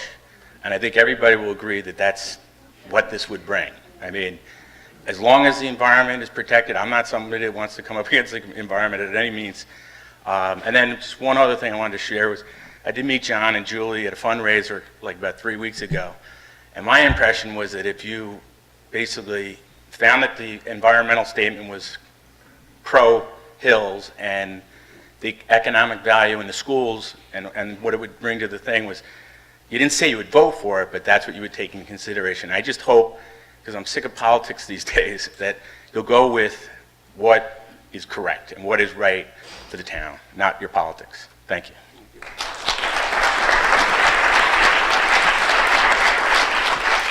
All right, Roberta is up next, followed by George Lynch.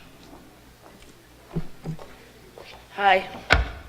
So I'm just letting you know by my sign that I'm for the project, and I've lived here 30 years, and we've been looking forward to something like this coming for a long, long time. You've seen me at other meetings. It's not my first time. You have all the data. The only thing that I found interesting tonight is, where have all these people been who are so worried about the water 30 years ago or 70 years ago or whenever they got here?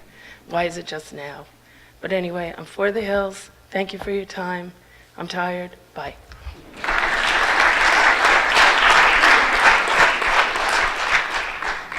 All right, George, you're up next, followed by Tom Lennon. Good evening, I'm George Lynch. Thank you all for all of the work that you have done on this. Much of what you have heard tonight and throughout this whole long process has been contradictory. He said, she said. One says one thing, one says something just the opposite. So who are you going to believe? Now, when an investigator is confronted with something like this, they ask, who has a motive to be untruthful? Who has a motive to fool around with the facts? I can tell you in this case who does not have such a motive, and that's those of us who oppose the Hills. There is no one who opposes the Hills who stands to benefit materially or financially from the defeat of the project. On the other hand, on the pro side, there's a lot of money to be made. There are the people directly connected with Discovery. There are people who expect to assist in the building of the development. There are people who expect increased business as a result of the development. And then there's another category of people who think they will benefit financially from the Hills. And that's a tragic category because they're being fooled. They're being fooled on two sides. and that's the taxpayers of East Quogue, who think they will get a big benefit in their school tax bill. But it is not so. They're being fooled on one side in that they're being falsely scared by some alternative subdivision development full of school children that will not be supported by the market in its present state. Not only will it not be supported by the market, but it will be profoundly altered by the planning board if it goes forward. So it is a fantasy, a boogeyman to scare people. On the other side, they are being falsely comforted by this covenant that it is claimed that if the Hills happens, this covenant will keep the Hills residents from sending their children to the schools. That covenant will not stand up in court. Remember, please, in this, we who oppose the Hills are telling you the truth. We who oppose the Hills have nothing to gain but the saving of our creeks and our aquifer. Thank you. 30 seconds.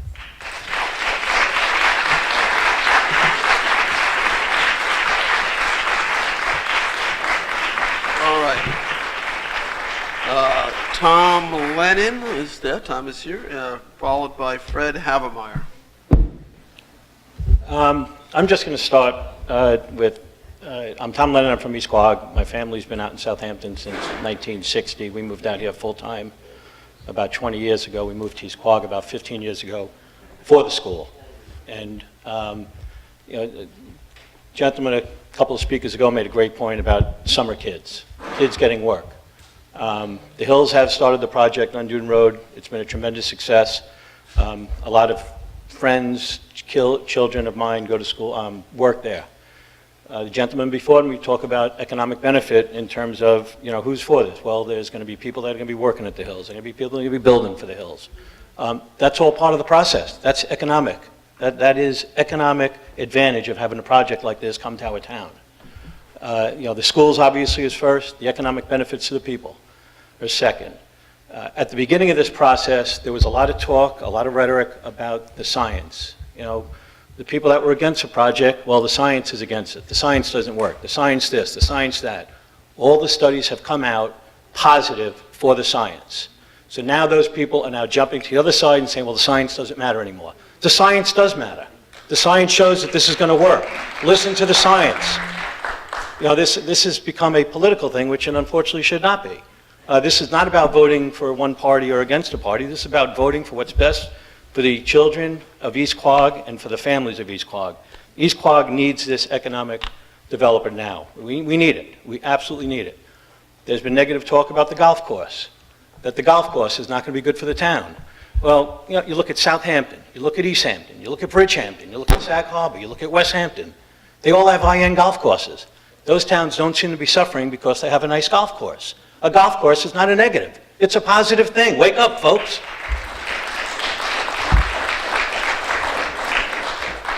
And last, I'm just going to go back on the vote because everybody seemed to approach the vote a little bit. Statewide, countrywide, this vote was upside down this year. Everybody, a lot of people got swept out because of reasons beyond their control. You look at the East Quogue vote, and the East Quogue vote, I truly believe, was a personal vote based on this project. How could you otherwise explain, in an area as large as Southampton, one small community like East Quogue so overwhelmingly voted the opposite of what everyone else did?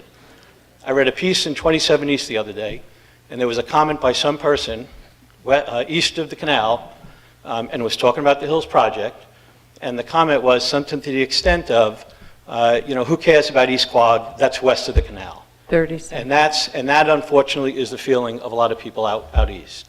Listen to the people of East Quogue. Listen to what the voters said. Listen to the amount of people that have come out to this. I've been to almost every one of these sessions. Overwhelmingly, the people from East Quogue that have come and spoken have been for this project. We should be welcoming this with open arms. Please, please accept this project. Thank you.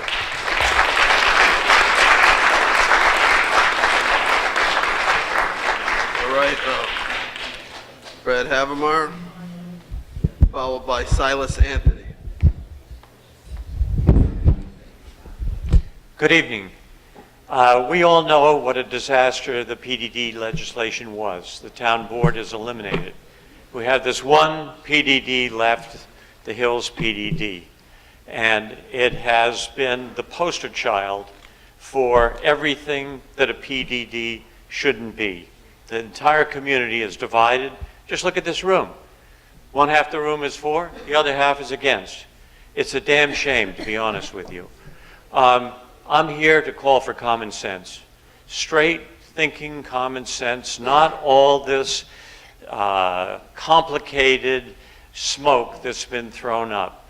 We have in front of us a major multi-billion-dollar corporation that's come into our town, a pretty simple town when you compare it to a billion-dollar corporation.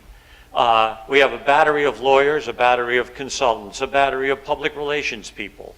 Every time you open a newspaper, there's an ad for, there's an ad this, condemning public officials in an election. It's out of control. It's absolutely out of control. Thankfully, this is the last PDD, and hopefully this board will pull itself together, end these hearings, have a vote, and get rid of this thing, because it's gone too far. Now let's focus on what we're really talking about. What we're really talking about is putting a golf course in an aquifer protection area. Clearly, the property is zoned for 5-acre zoning. Always will. I mean, that's not a contention. The reality is a golf course does not belong in an aquifer protection area, period. There's no ifs, ands, or buts. That's it. And I have to applaud Julie Lofstad and John Bouvier and Tommy John Scavone and Fred Thiel and Bridget Fleming and myself and Bob DeLuca and half the people in this room, because it's Carolyn Zink. It's absolute BS. And smoke and mirrors, science that's not science, professors who are quoted to claim something that have said themselves they aren't claiming anything, it's got to stop. So I'm calling on this town board to tighten your belts, pull your pants up, ladies and gentlemen, vote on this damn thing, and get rid of it. Thank you very much.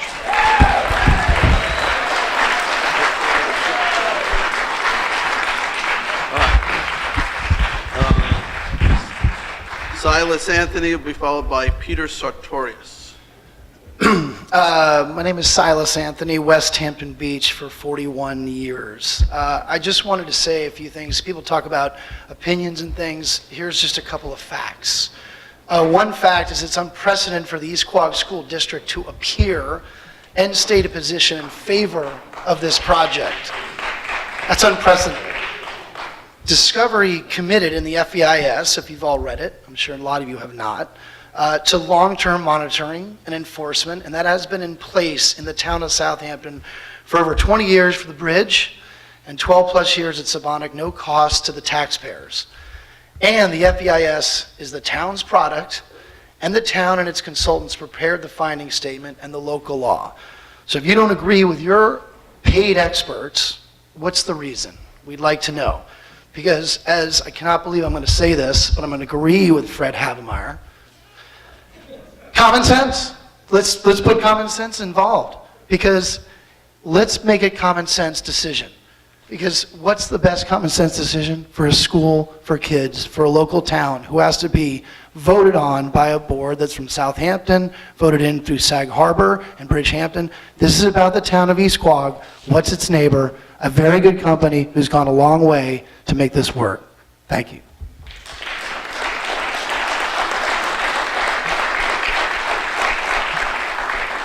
All right, Peter Sartorius will be followed by Mark Hissey.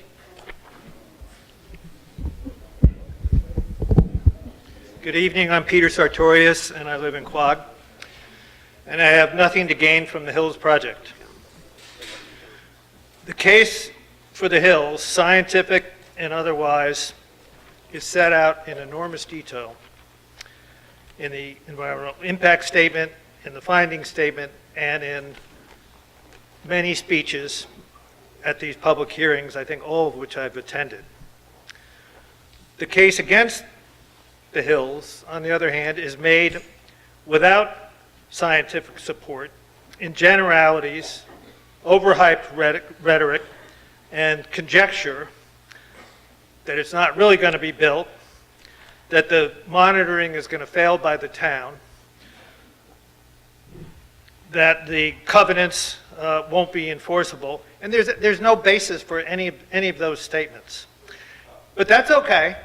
Members of the public have the right to say what they want and stand up in front of the board and make those assertions.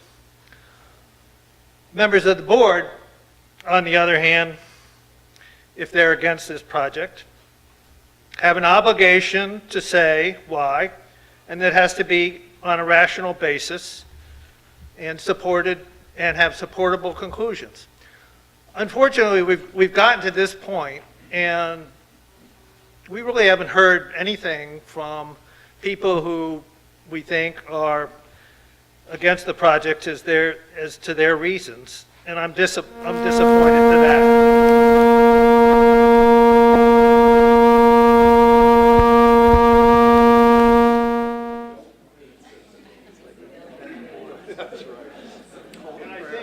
It's a 3-hour meeting, that's what it is. Oh, is it? You should be good. Sorry about that. That's okay. It wasn't something you said, Peter. And, I think several comments tonight. Andrea Spilka earlier said they can go buy a golf course elsewhere. Fred Havemeyer says we shouldn't have a golf course in this area.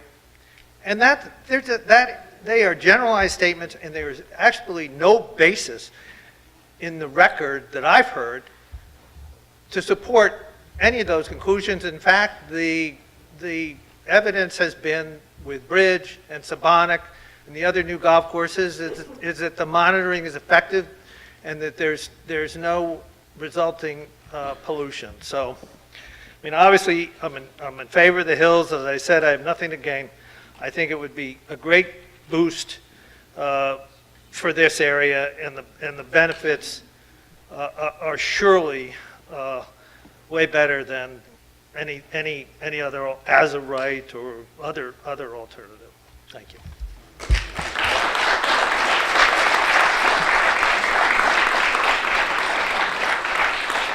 All right, Mark Hissey, followed by Bob Grover.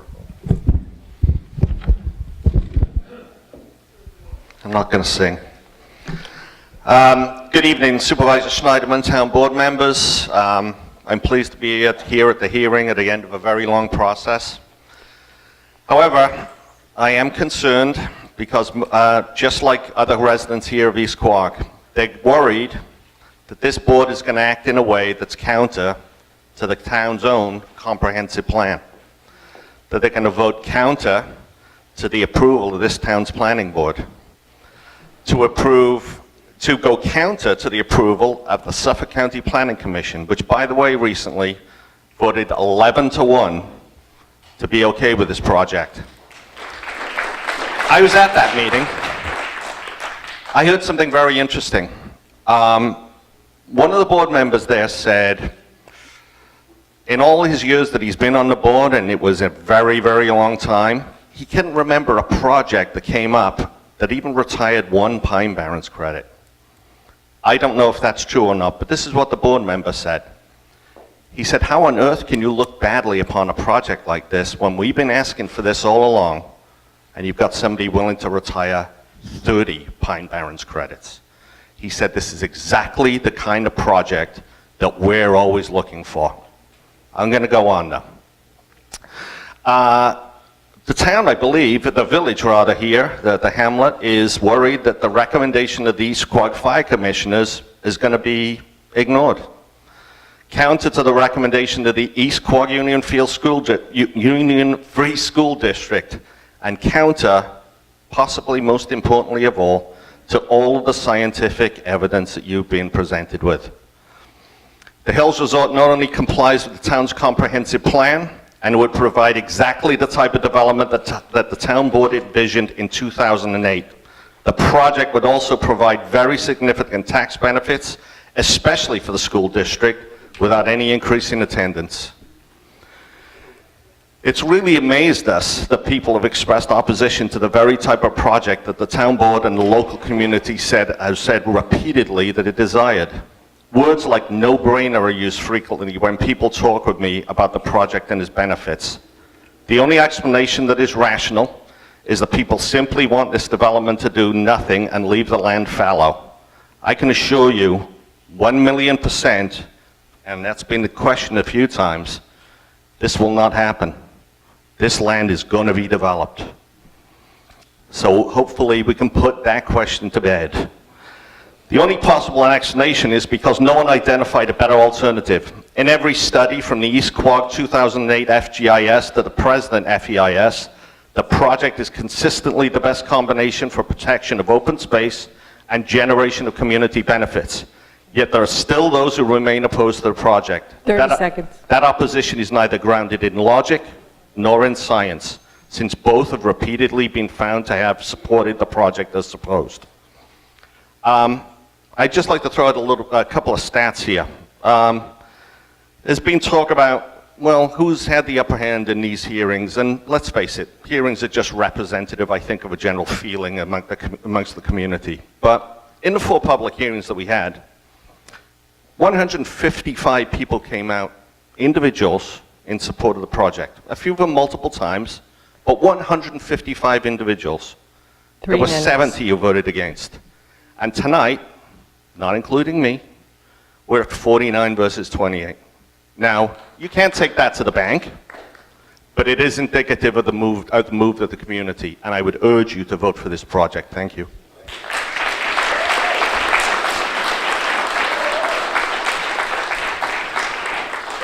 Bob Grover, followed by Paul Grosser. Good evening.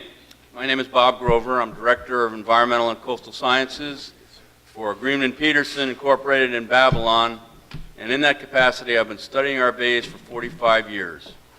My firm, Greenman Peterson, has worked to improve water quality across Long Island since its establishment in 1966, working with state, county, local municipalities, and other organizations, including the town of Southampton. I've served on the South Shore Estuary Council since its inception and in other roles working to protect our estuaries and coastlines. I was the lead author of the environmental impact statement for the Savannah Golf Club, and I'm proud to be able to report that every predicted environmental result of that analysis, particularly with regard to water quality, has been verified by intensive independent monitoring for over 10 years and is re-verified on an annual basis.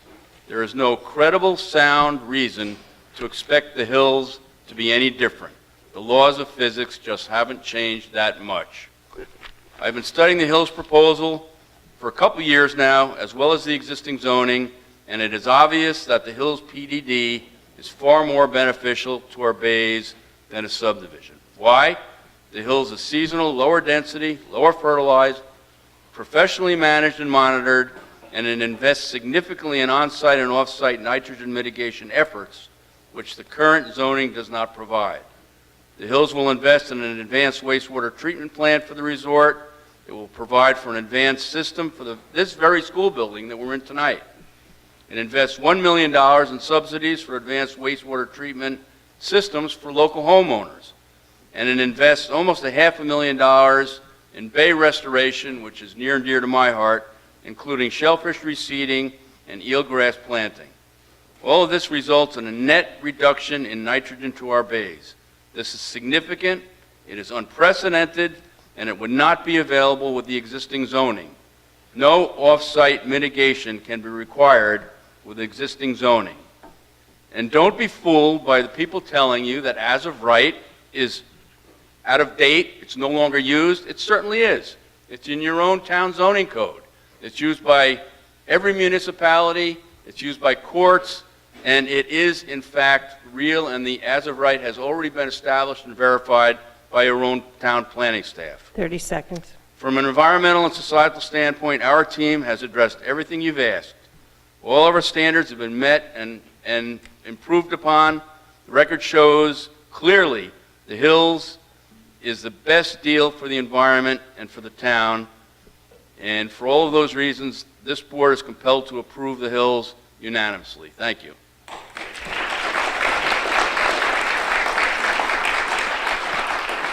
right, Paul Grosser, followed by Jeffrey Seaman. Good evening, Paul Grosser with PW Grosser Consulting. We're in the midst of the CEQA process, or hopefully we're near the end of the CEQA process. It's been an arduous process, and sometimes difficult for all of us. But I think we've got to recognize it's the process we're going through, and we started at a certain point. As we've gone, the project has improved based upon input both from these hearings, both from the board and the planning board in their comments as we've gone through this. And as the groundwater guy, we look at now what we've got, and we've got a situation where we show the PDD. The scientific consensus is clearly it's better than the as of right. We've got the planning department and the town as part of the finding statement showing that it's probably better than existing conditions, and there's a compelling argument that with all the additional add-ons that it'll actually be nitrogen negative to the groundwater system. Okay, you've got an opportunity here with removing contaminated groundwater and removing nitrogen from the system. You can only do with a golf course to make this happen. And you're doing it at no cost to the town. So you're not giving any tax rebates that other people have to do for brownfields redevelopment or anything like that. You're getting this for free. Okay, and I think that's really important to understand. And we come back to the science and we talk about science. Let's go back to the government in Flint, Michigan, who ignored the science. They have some real problems there because they simply ignored the science. Don't ignore the science here. It's good, it's been well vetted, it's gone through the process, it's real. Thank you.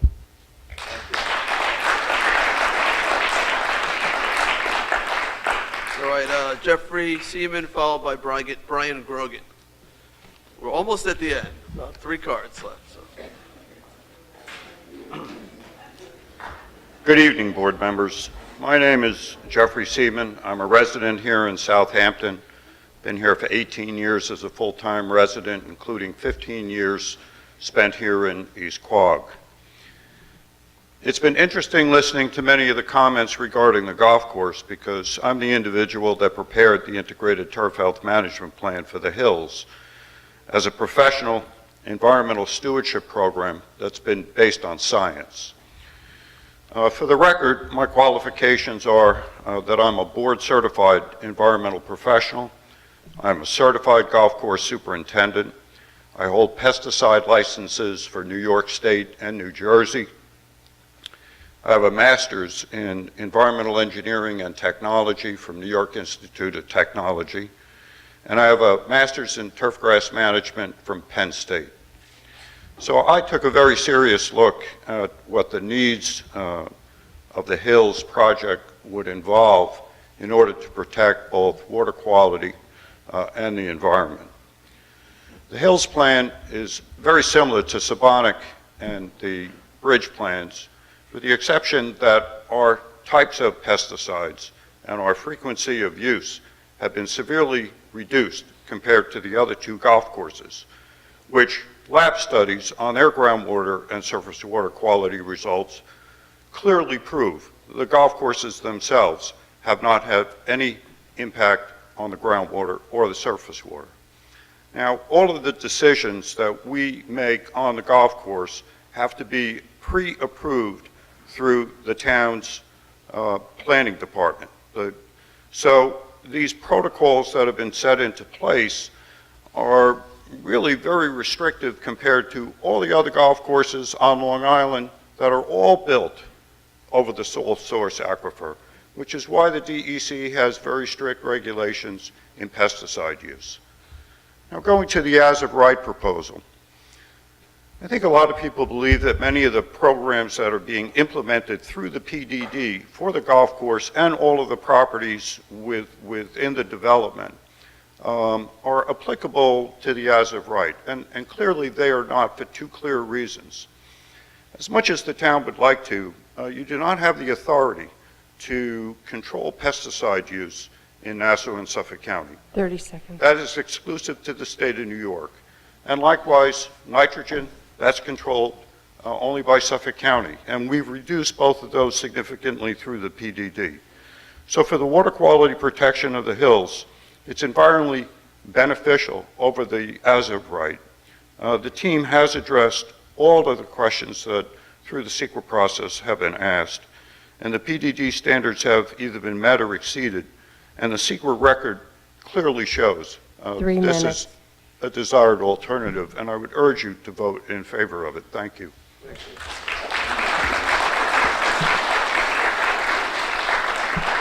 All right. Brian Grogan, followed by Michael Swank. Hi, my name is Brian Grogan. I'm a professional engineer and senior project manager with PW Grosser Consulting. I happen to specialize in wastewater treatment, and I've been heavily involved recently with the introduction of the innovative alternative sanitary systems throughout Suffolk County. We've been working on this as a team now for years at this point for developing this project. And we started off with, we were going to provide innovative alternative sanitary systems for this project. We heard comments that that wasn't enough. We've then stepped it up and provided a formal, wastewater treatment plant to treat down to drinking water quality or 10 milligrams per liter of nitrogen or better. This is not a requirement of the health department. Most developers that come before these boards are mandated to put these treatment plants in to achieve what they want to achieve. We're only 33% of what the allowable density is on this property. This is unique. I'm a young guy, but I've never experienced this before. And I worked for the health department. So I don't know, this is new. This is something that's exciting that, you have a developer that can listen to an idea and take it and go, you know what, no, that is a good idea and this will make a benefit and it will be positive and let's do it. Rather than say, no, I'm not required to do it, I'm not gonna. This is, I don't know, it's something that's refreshing and you have to think about that. I also, I'll probably get in trouble for saying this, but I'm gonna take offense to, I'm an engineer. I'm ethical, I'm moral. I'm not a hired gun. I'm not gonna say what everybody wants me to say. I have a speech, but I crossed half of it out and rewrote a new one. I mean, again, you have to look at it as, we're here, we're licensed. I can't lie. I'm not gonna say something that's wrong. This is what we have a really good plan in place. It's very strong. It's been proven. It's been, peer reviewed multiple times. And everybody is kind of concluding the same conclusion, that our science is legit. So it's not that we're just brainstorming and coming up with these crazy one-off ideas. That's something that, again, has to really be considered when you look at this. Other than that, again, it's really mostly what I have to say. It's just that we are making an improvement to this groundwater. This is going above and beyond what anyone else has really been having to do. And then if you add on top of that the off-site benefits of connecting either the school to an innovative alternative system, providing another $1 million to allow for other properties to install innovative alternative systems. The county's been struggling with their program. They have 30 limited seconds. funding, and they would like to, they need more people to participate. That funding could go a long way to getting more people to participate in that program. And I appreciate your effort. Thank you.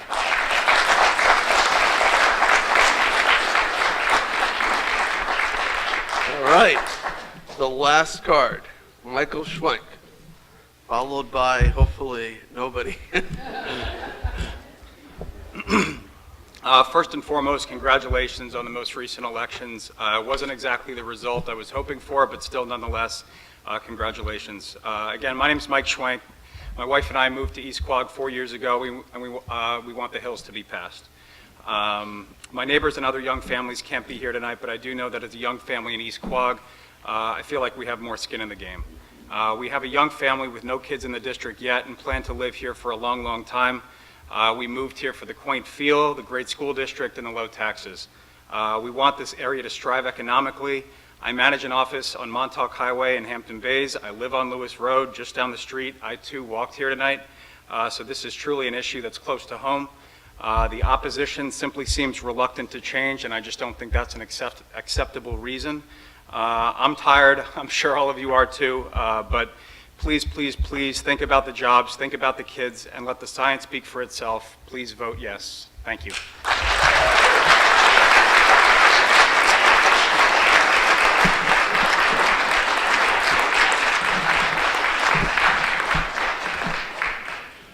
Jim, am I required to ask the audience if there's anyone who has a permit? All right, good. Then we're done with public speakers. You had an opportunity to fill out a card.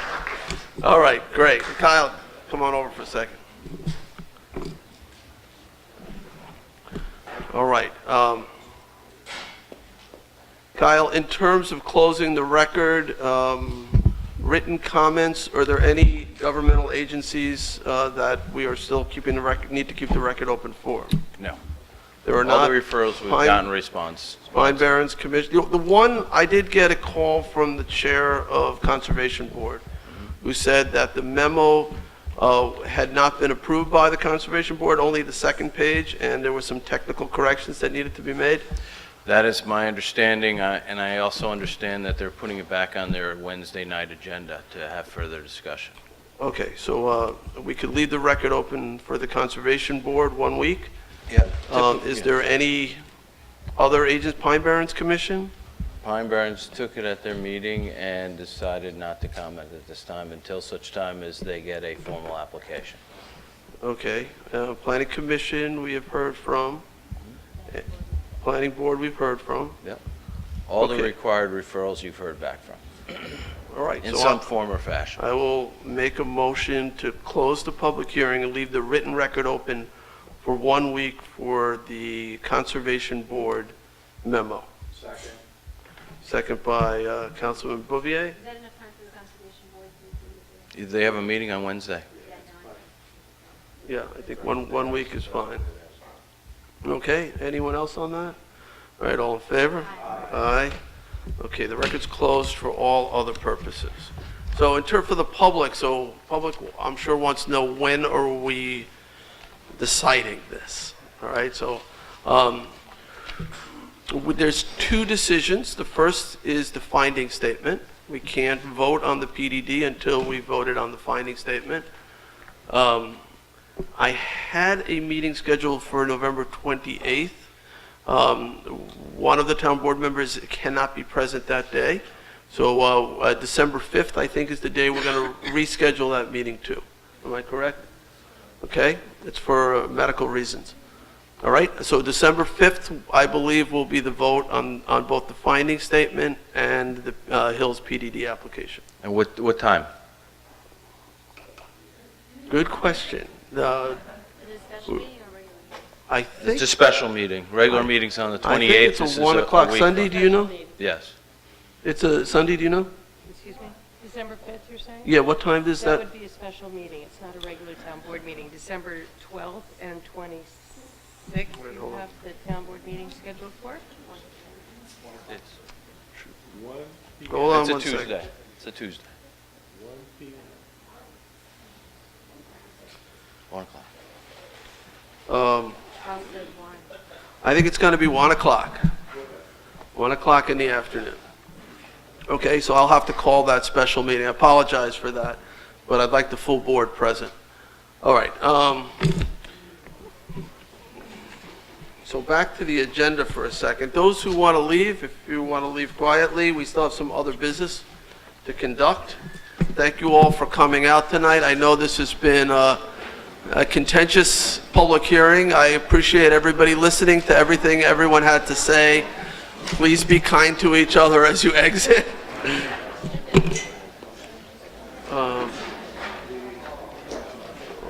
We're not voting on the findings? We're not voting on the findings.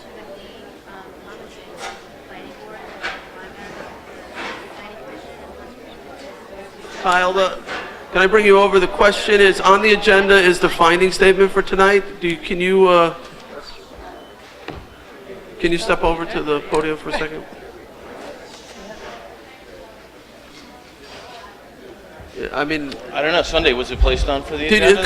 Kyle, there's a question about question about the finding statement, whether we can vote on the finding statement now before the record has closed to the Conservation Board.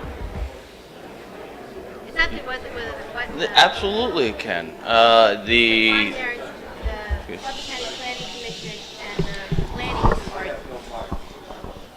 The Suffolk County Planning Commission, whoa, and the Planning Board comments should be addressed, as well as the Conservation Board comments in the finding statement? As SECRA provides, this board can consider any comments that it receives. The only ones they're obligated to take into consideration under SECRA are those that come in during the SECRA process and the public hearing process. However, it's very clear, you look at the SECRA handbook, this board as the lead agency can take into considerations, and that's why there's one of the provisions that you have to wait a minimum of 10 days after you accept the FEIS for opportunities to receive comments from other involved agencies. There's no obligation that this board take those into consideration like there is when you get the comments during the DEIS, but absolutely you can take those into consideration. If this board wants to include those in the draft finding statement, absolutely we can take those under consideration. And we do have it on the agenda We do have it on the agenda for tonight, so though we still have to do technically public portion, but I'm prepared to vote on the finding statement. I know that there was some additional information that came in from various agencies, the Planning Board, Dr. Gobler. We could incorporate that or not incorporate it. If we're going to vote tonight, obviously that information does not get incorporated. It would be the draft that was, the version that was submitted with the original resolution. Correct, Kyle? Correct. I'm prepared to vote on that tonight. I'd like to know what the pleasure of the board is. I think I've been clear. I want the information in the report. It should be in the finding statement. Can I take mine down? All right. I'm just asking what the, trying to poll the board to see what you all want. I'm ready to vote. I'm ready to vote as well. Are you ready to vote? I'm with Christine. I mean, I just want to make sure that it's in the report. So there's no point in voting if there's no, I mean, there has to be a finding statement. So, you know, I have, I think, 2 councilmen who are saying they're not comfortable voting tonight, right? I don't think it's appropriate to vote tonight. If we have referring agencies that had comments that were made, then we would not have waited. Okay, can I ask Councilman Bouvier, you're planning to vote in the affirmative or the negative? In the negative. And Councilman Lofsted? In the negative, so it would be, technically if we voted, it would be, because I plan to vote in affirmative on the finding statement and close the record, that would be 1 yes, 2 abstentions, and 2 noes, which would not be a vote. So I think in respect to the 2 council people who are not prepared to vote tonight, I think we have to table it, personally. The report is not ready to be voted on. Well, that's not what I'm understanding from our We should go to the attorney's office. What does our attorney have to say? I mean, it would obviously be up to the board. I do agree that I think the finding statement, to have a comprehensive finding statement, we should have a report from the planning commission, I think. But that's entirely up to the board. I thought we did mention that we thought we were going to be voting on both matters on December 5th. That'd be appropriate. Then I'll have to defer to our council, but I object to the record. Okay, fair enough. All right, so there's not going to be a vote on the finding statement. There'll be a vote to table, all right, when we get there. I think when it does come time for vote, I expect everybody to vote, whether it's yes or no. Yeah, it'll be So, December 5th. December 5th, okay. So I guess we have public portion. Is there anyone who wishes to be heard in public portion? Please say no. All right, great. Seeing no one, I will make a motion to close public portion. Seconded by Councilman Scalera. All in favor? Aye. Great. Okay, so now we'll go to the agenda, and the first resolution is Resolution 906 of 17. This is the acceptance of finding statement in connection with the zone change application entitled The Hills at Southampton Mixed Use Plan Development District, East Quogue. I'll make a motion to table. Seconded by Councilwoman Scalera. All in favor? Aye. Aye. Any opposed? Abstentions? No. Okay, Councilwoman Lofsted is opposed to table. Okay. And Everybody was yes. Councilman Bouvier abstains from the Abstained. tabling motion. Okay? All right. Okay with this? 957 of 2017 authorizes acquisition of lands of Peconic Bay Marina and Peconic Bay Residence LLC, Shinnecock Hills, and amends the community preservation project plan, CPF management stewardship plan to include that property. I'm going to have to make a motion to table this as well. There's ongoing conversations about how the property is going to be managed, so second on the tabling motion is Councilwoman Scalera. All in favor? Aye. Aye. So tabled. And is there any walk-ons? No, it's okay, I'm done. Oh, all right. To the next available date. It'll go to the next date. Okay? It'll stay on the agenda. Okay? There's no walk-ons? Right, so that's it. Is there any other business? Seeing none, I'll make a motion to adjourn. Seconded by Councilman Scalera. All in favor? Aye. We are adjourned. Thank you.